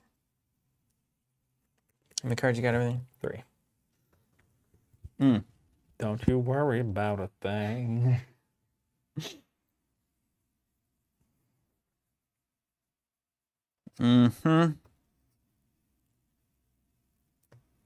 Boy, there's a big part of me that wants to try to scab skin here. Club triggered. Oh, man, that could go wrong, though. Could go wrong. It could really go wrong. Sometimes you swing and you miss. But I've got the gloves. I got 2 rolls on this. You got 1 card in hand, 2, 3, 8? 3 cards in hand, 1 in arsenal. Yeah. Yep. Yeah, I'm going to do it. Let's hit the leathers. Die of Fate. Actually, this is the one that always rolls 6s. Well, there you go. Son of a...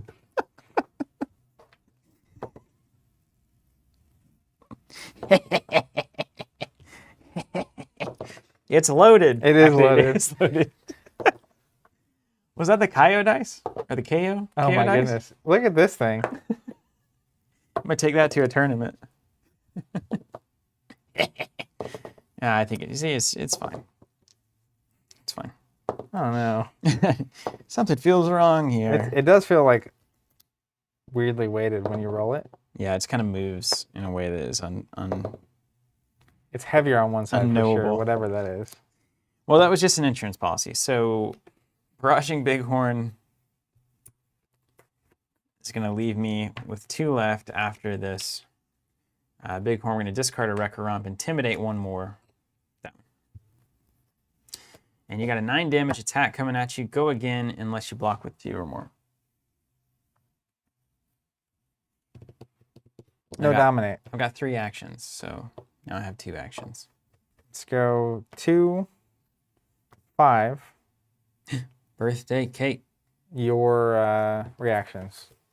Think below red, 9. All right. You did it. You hit them all. And I won't trigger the think below. Okay. And then action numero dos, 2 for a 5 club.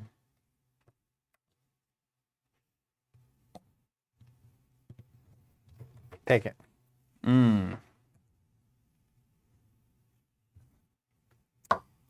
Welcome to Club Brute, where all the hits are popping.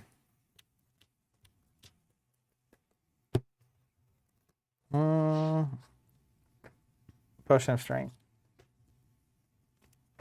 You're up. Potion of Strength, huh? Yep. Chris is asking Zach, do you use Runeblade Barrier? Sometimes. It's a fun card. All the hot tech lists. I think it's good. Techless? This game is going... I drew a bunch of non-Runeblade cards all in a row. Yeah. That's not what you want at all. Jesus. Just an Alpha Rampage here. That one and that one. Red Alpha Rampage. Coming to the party. 9 damage? 9 damage. Double Intimidate.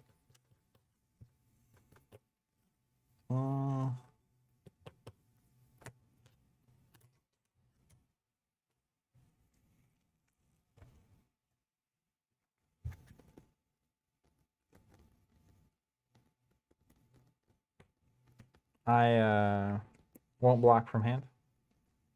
I'll pass priority. Reduce your enchant. Block for 3, take 6. Taking 6. Down to 17. Yes. It's getting spicy. Going to the arsenal. You go back to hand. All right. You ready for a party? You going to pop those potions? You boys looking to party? Not yet. Is this Club Brute? Enchanting Melody for 2. And then I'll play Read the Runes.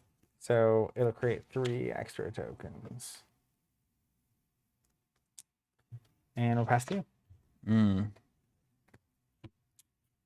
Okay, weird turn. Weird turn.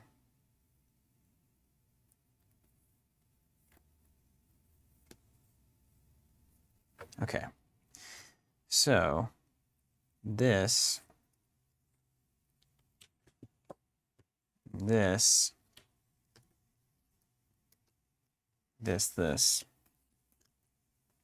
Okay. Yeah, we'll make a turn of this. Play a blue Barraging Beatdown. Intimidate there. Playing against Brute is the worst. And then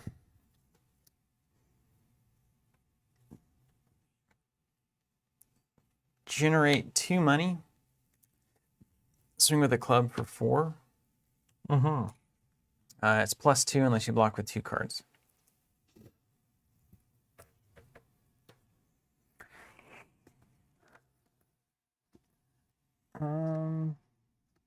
So it's a 6 if I don't block with 2 cards? That's right. I will... I'm going to smash that band for the 3rd time. Your little forest band. I'm going to block 2, and then it covers up here. I got a reaction. Okay. Just a pummel for +2. Okay, so I'll take 2. Take 2. It's back. In the moment we've all been waiting for. Palpatine has returned. Somehow. All right, well, it's time. Yeah, bring it on. Bring on the crazy stuff.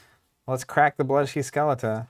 Instant. Destroy the next attack action card and non-attack action card I play this turn. Costs 1 less for each Rune Chant token I control.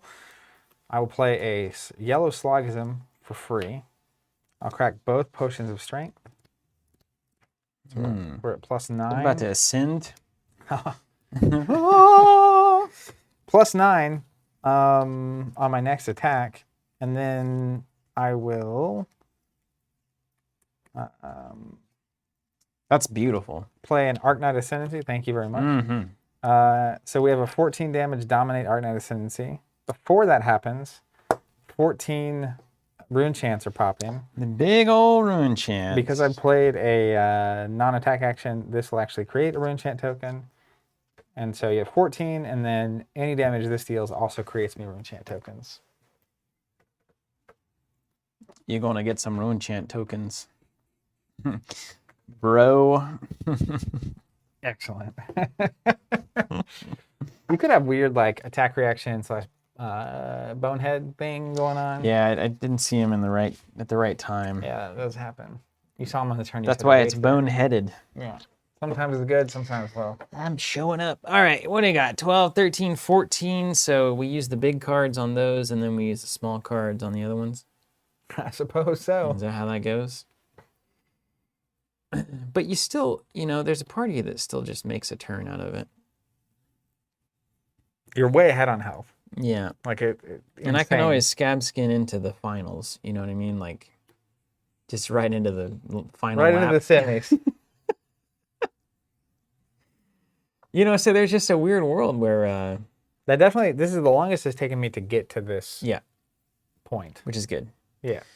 14 and then 14. That's convenient. 28 total.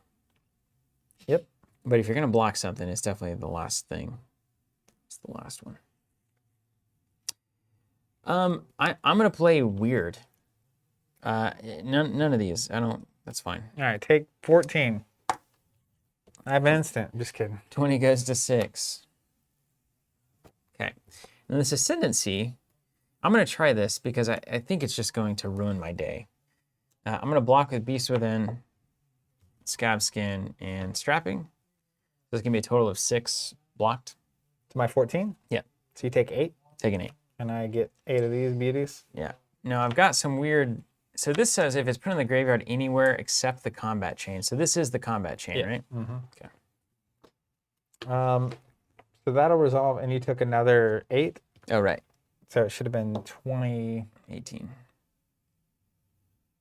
22 total, right? Yeah. Then I will play a red Sigil of Solace to gain 3. Very civilized play there. And I'll put this back in Arsenal. So the over-under on this math... That's pretty good. It's pretty all right. So I'm 1 health behind, but I've got 9 Rune Chant tokens and a card in Arsenal. That was pretty good. Compared to the beginning. Yeah. And then you have armor tokens on stuff. Yes. Damage and whatnot. Do that. Un and un. All right, well, let's see if I think we need to put some gas on here. So let's start a Scab Skin here. Which die would you like for me to roll? You have your choice. I don't care. Old Chonky. Trunks is giving me 2 actions. All right. So we're going to pitch for 3 on Sand Sketched to play a Red Savage Feast. Additional cost, got to discard a card. It's a Barraging Bighorn. It's going to draw me a card. This. Okay, so first action, you've got 6 damage, Red Savage Feast coming at you. All right, so if I do, let's see what you got over here. That. Tom's asking, was I'm showing up a reference? I found that really funny. Was it a reference or was that an original? Who said I'm showing up? I don't know. I guess we must have said it. It must be an original. So it's just 6 and you've already gotten your benefits? What do you mean I've already got my bit? I got Intimidate. I intimidate you? Yeah, but like you don't get anything from hitting. I'm used to... and my club triggers for +1. Azalea making me uncomfortable. Because it's like you always just get things from hitting me. No, I don't get anything. Just raw, brute, woods damage. You say woods damage? Woods damage, because I'm out in the woods, eating plants. You're scared of my plant eating. Brutes are really just very aggressive vegans, if you didn't know. Good to know. That's what Savage Feast is telling us. Well, maybe expressly not that at all. He's actually eating a wolf. Take that back. Probably not. Probably not.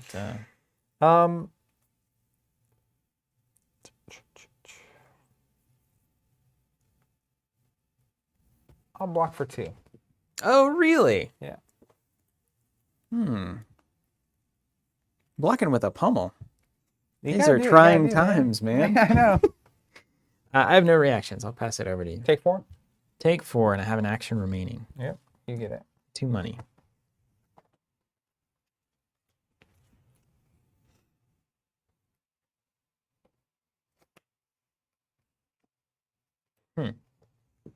Great question. Questions for Steven. This bud's for you.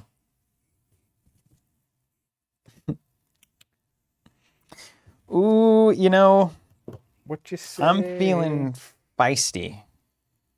What does the 4 and the 6 over here represent? I'm feeling it's just a neutral token. Oh, okay.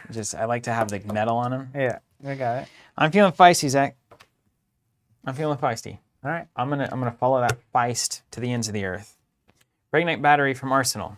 It discards a card. It's a Savage Swing. Another Intimidate in the pocket. That one. 6 damage attack coming at you with Go Again. I have no money, but I am gonna crack that Barkbone Strapping and pray for rain. For a 5 damage club to follow.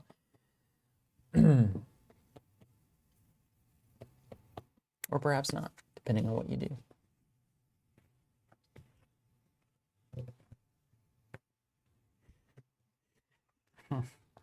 I'll pass. Take 6. Ah, yes. Let's crack it. Let's see what happens. I'm behind-ish. All right. First roll. It's a 6. Through your sources. 3 of your sources means a club for 5. And you like crack it, right? It's gone. It's gone. For 5? For 5. Take 5. All right. We're in the end game now. Indeed. All right. Mine? Yeah. All right. Let's start where all good things start. Mortar Tide, finally.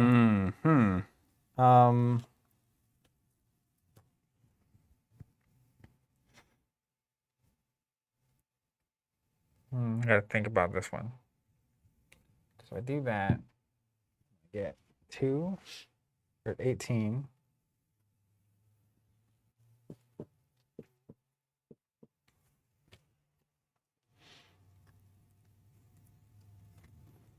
So I could.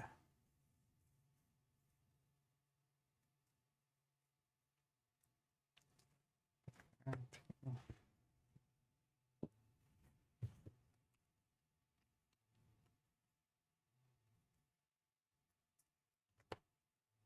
going to play Become the Arc Knight. Because of Mortar Tide, I'll get 2 from Viscera.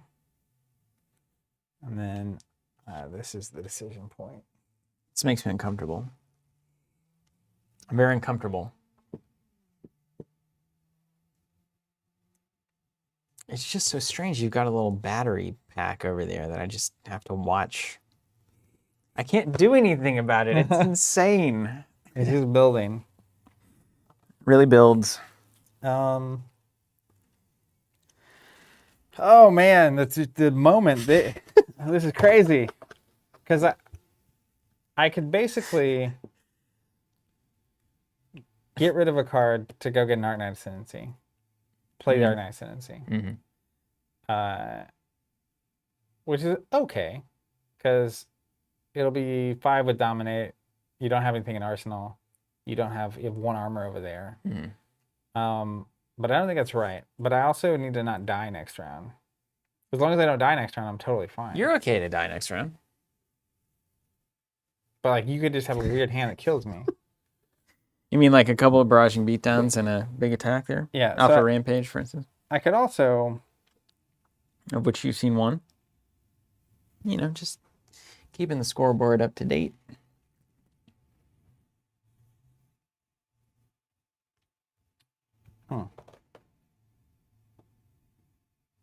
Dragon Master asking, or Dragon Master, excuse me, have you all posted a how to play? Nothing as formal as we usually do, but I think we're gonna do one pretty soon. Just email Rodney over at Watch It Played. Tell him the guys at Covenant said you should really do a Flesh and Blood how to play. They thought it would be great. Good for your channel. Expand your audience a little bit.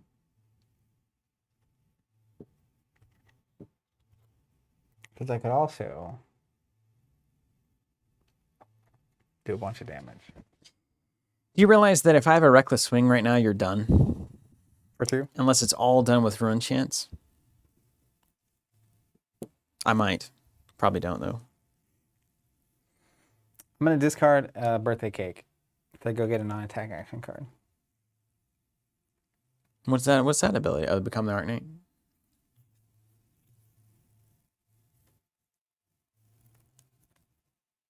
Ryan, hasn't Rodney played Fab?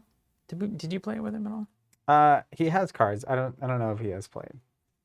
We just need to keep putting the pressure on. I'd love to hear Rodney break down the stack. Cut the chain. That'd be so funny. I'm going to go get a Mordred Tide. Quit. I'm going to play Mordred Tide, which will generate 2 because of Visceray. And then I'm going to play a red Read the Runes, which is going to create 5 from the card and then 3 from his ability. Well, there you go. What is that? 21 Rune Chant tokens. So I got to do something? This would be the turn. It took me like 2 or 3 more turns than I wanted to get that first one going.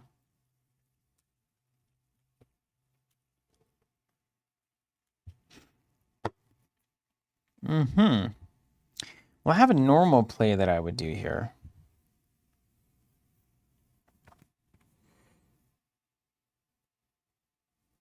But I don't think it's enough anymore. It's kind of funny.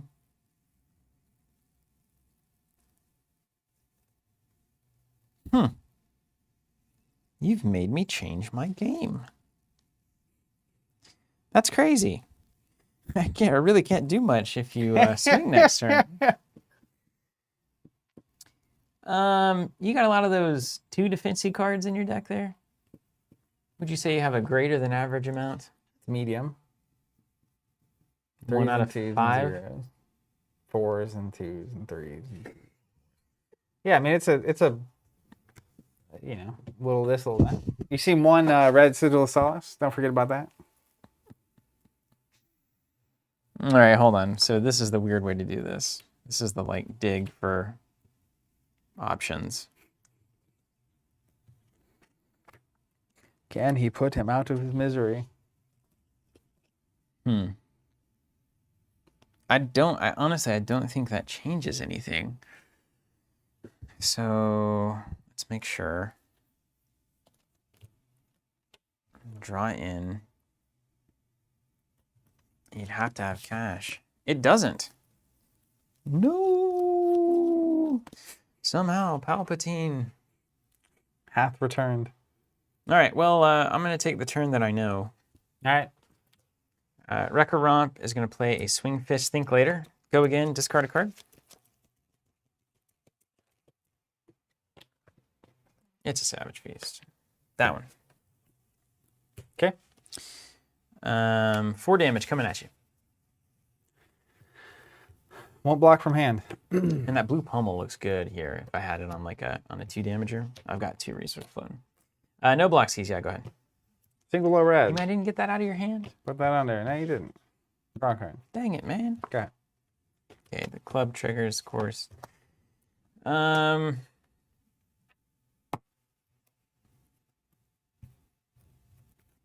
that's all I can do. Club for 5.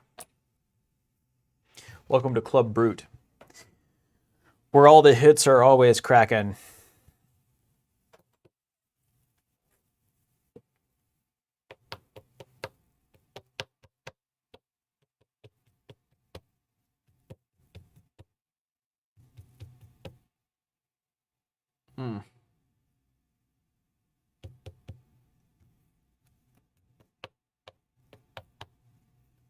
one of those a potion? These? Yeah. No. That was my out, though. Dang it. It's basically, do I put a 3 in my armor in? Or do I just cover it up with both cards? Is where we're at.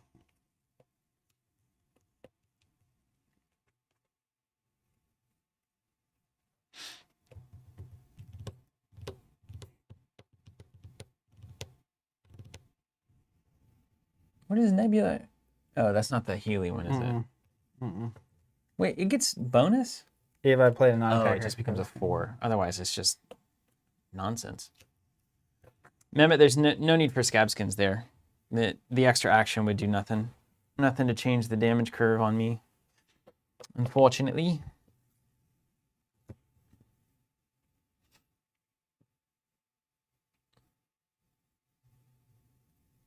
Yes.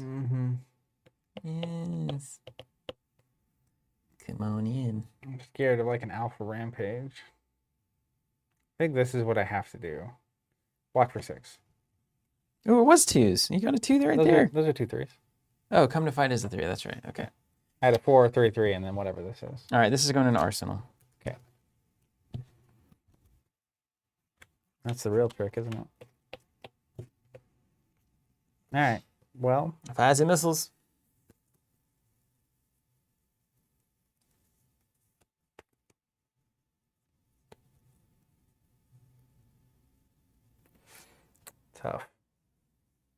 Tough spot.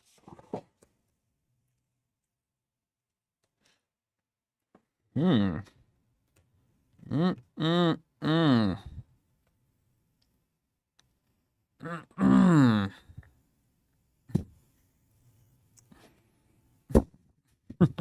Yeah.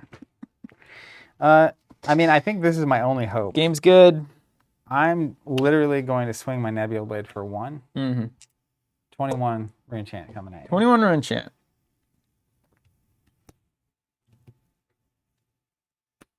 I hope you have all reds. I don't. The thing that could just kill me is like an Alpha Rampage. If you have the thing that intimidates as a cheap event in the Alpha Rampage, I just get slaughtered. It's true. So on the event that you have that, me doing this means you're probably going to have to block with some awful cards.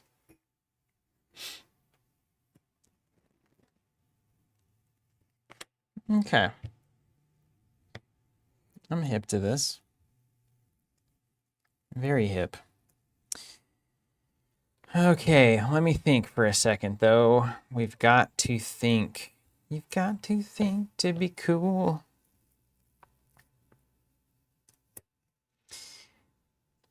Yeah, I'm going to take a chance. Uh-oh, you boneheading? Take a chance. No, I'm not. Let me make sure that this is the right thing to do. I'm sitting. I think Zach's dead. Yeah, I don't think it's great. I think the turn I generated a bunch of Reenchants, I should have ended with my Crown of Dichotomy instead of creating extra tokens. I could have resourced for Mage Master to still get the Reenchant tokens and then trigger to put an attack on top, and then I could have just kept the pressure on. But I hadn't seen 2 of my Arknights and 2 of my Rattlebones, so I figured I'd see 1. Man, this is a tough decision.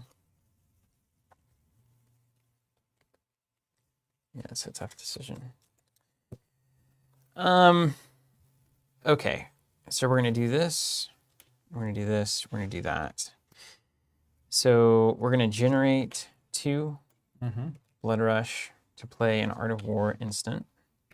We're going to banish Breakneck Battery to draw 2, and then we'll just give like +1 All right. defense. Okay. We're going to play, let's see. 21's coming in? 21 and then a 1 damage attack. Boop.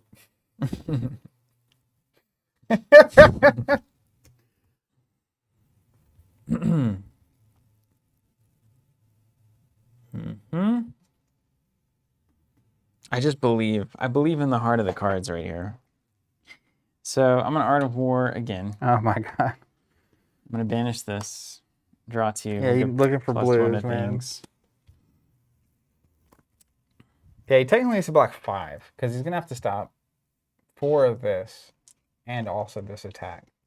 I got 1 on the scabs at least.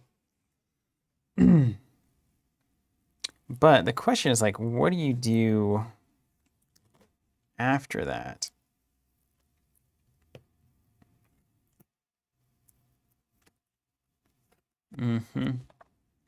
Tough. Okay, so I guess I just do the 4 here. 3. T-Zag, math is for blockers. I've got to block 4, is that right? 4 of these rune chants? 4 of these to not die instantaneously.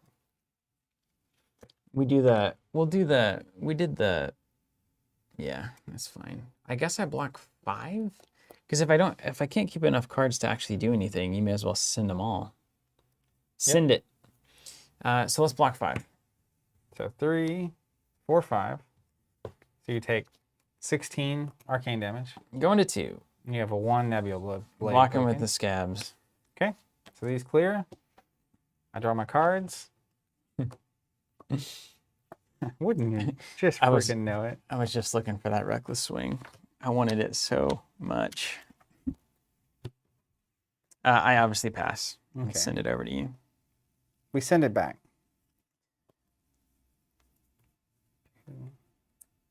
Rewind it back. Little Johnny's got the something, make that, etc. Thwack or slap or whatever. My goodness, dude.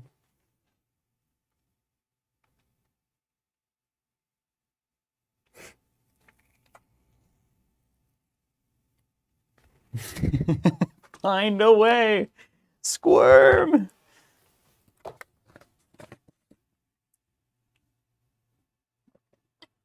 can definitely do that.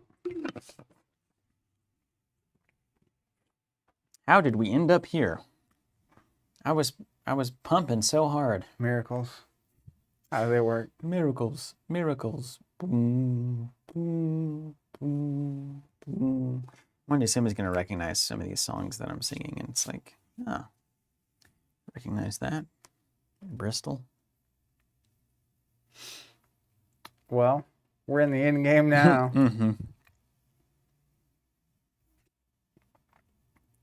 I'm going to trigger the Grasp of the Arknight. Paying 2 with my Arknight shard. 1 floating. Oh, mama. So I create 2 tokens. Go again. I'm like... Don't you squeak. Don't you squeak dude, out of this. I've earned it. You don't understand. I've earned this game. How close I am. Like, I was so proud of my child deck. I'm 1 resource or rune chant token from going crazy on you here. But that's okay. Where's those energy potions? What's the crown do? I can put a attack action and non-attack action on top of my deck. Don't like that. While we're waiting, I did see a good question from Cold Pizza 320. This is it's a very stressful game. It's beautifully complex without being overly complex. It really taxes the brain, and that's why this brute performance is brought to you by Nalgene water bottles.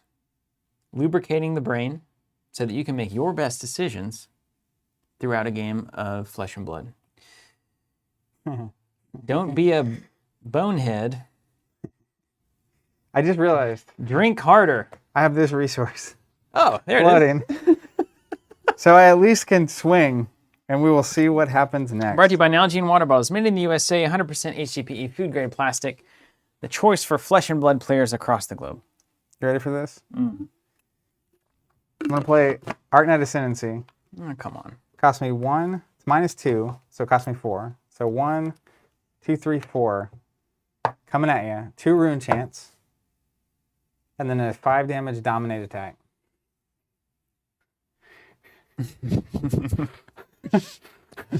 All right. I'll block both the rune chants. All right. Does he have a 4? Pass on defense. All right. Reckless swing. No! 2 damage. And you take 1. Oh, I was so close. All right, that was great. Let me see this thing. That's crazy. That's awesome. It's so good. What a match, man. That was great. That was right down to it. I think both of those matches have come down to like the last second where I got good. I had it. I had the goods both times. You had the answers, yeah. I do think that the turn I messed up was the turn I went to go get the second Mordred Tide. Yeah. And played Mordred into Rune.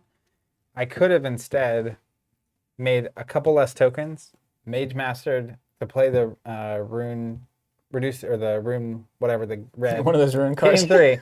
And then done Crown of Dichotomy to make sure I had the Arcanine Ascendancy on top.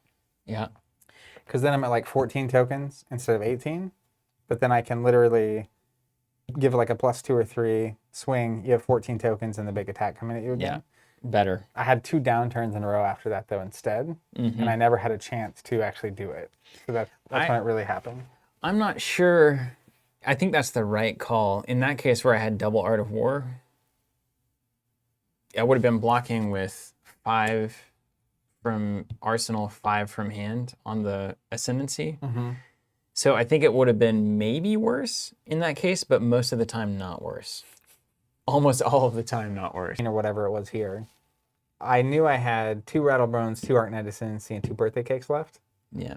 So if I can get any of those, I had to swing with this thing. Yeah, a little Nebula Blade. So like when I have those 21 tokens coming at you, if I have any attack, it's really hard for you to actually put together the numbers to not die. Yeah.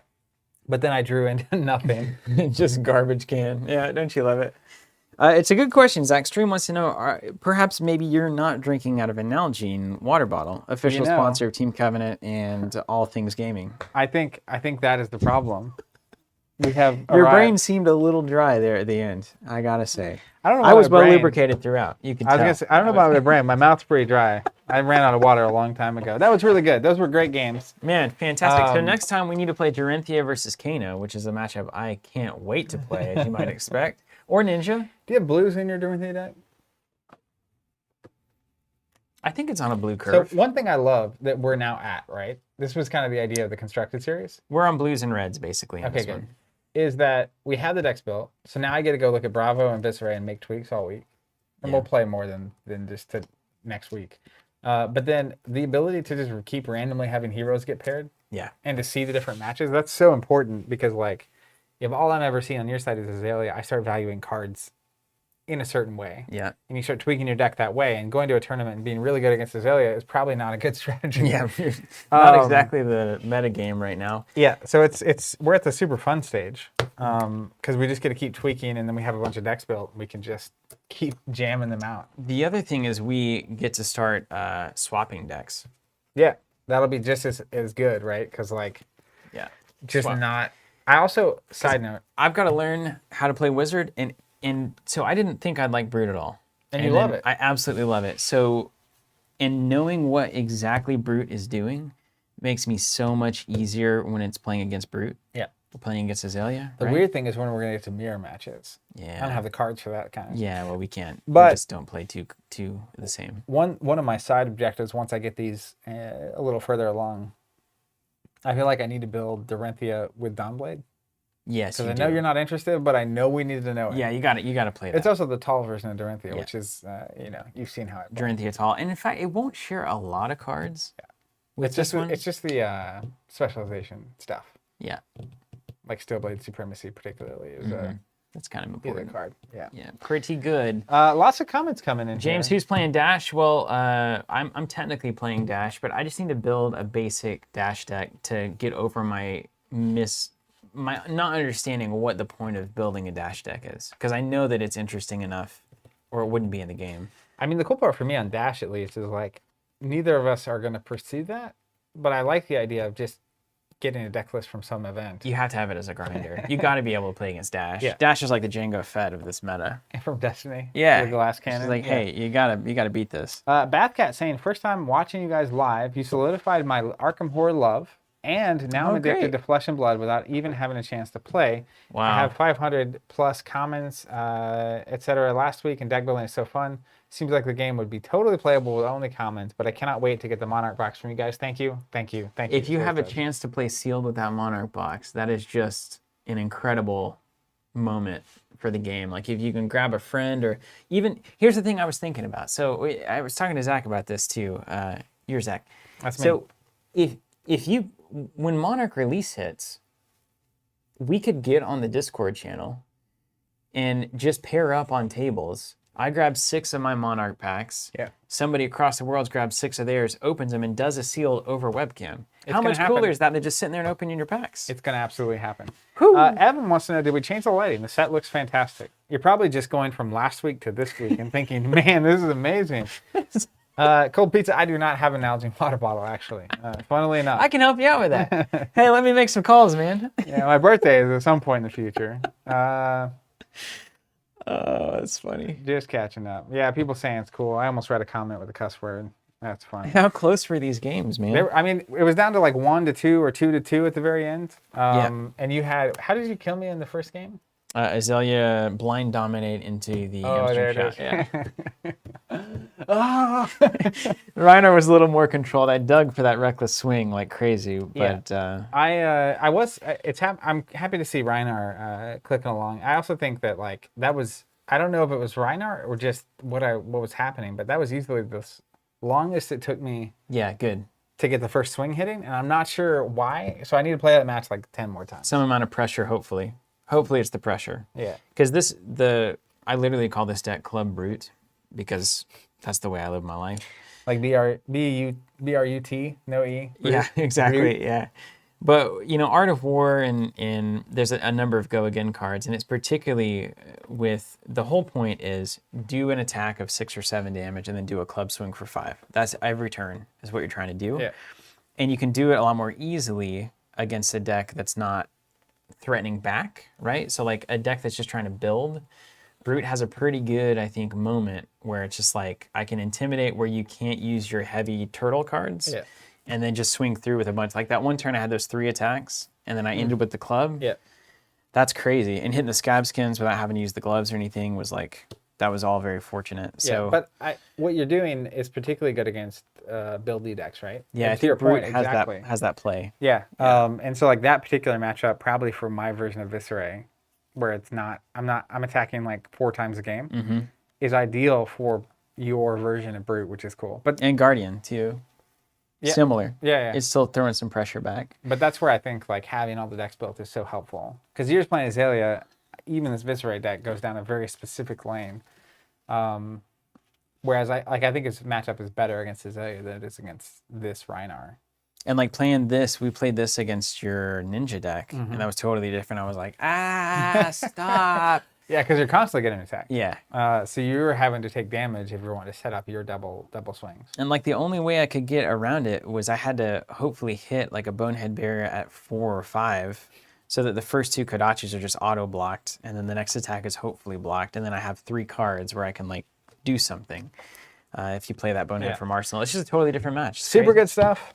We'll be back next week for more. Check out our Discord channel. You can play games there via webcam if you have that set up. If not, you should definitely check that out.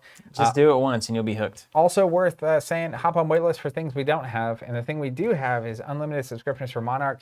Huge shout out to everyone that is a first edition subscriber or an unlimited subscriber. All of those people are making us able to be here on Tuesdays for Fabulous Tuesday. True privilege, and super excited to keep getting better at this game. Hope you're doing well. Stay safe out there, and we'll catch you next time.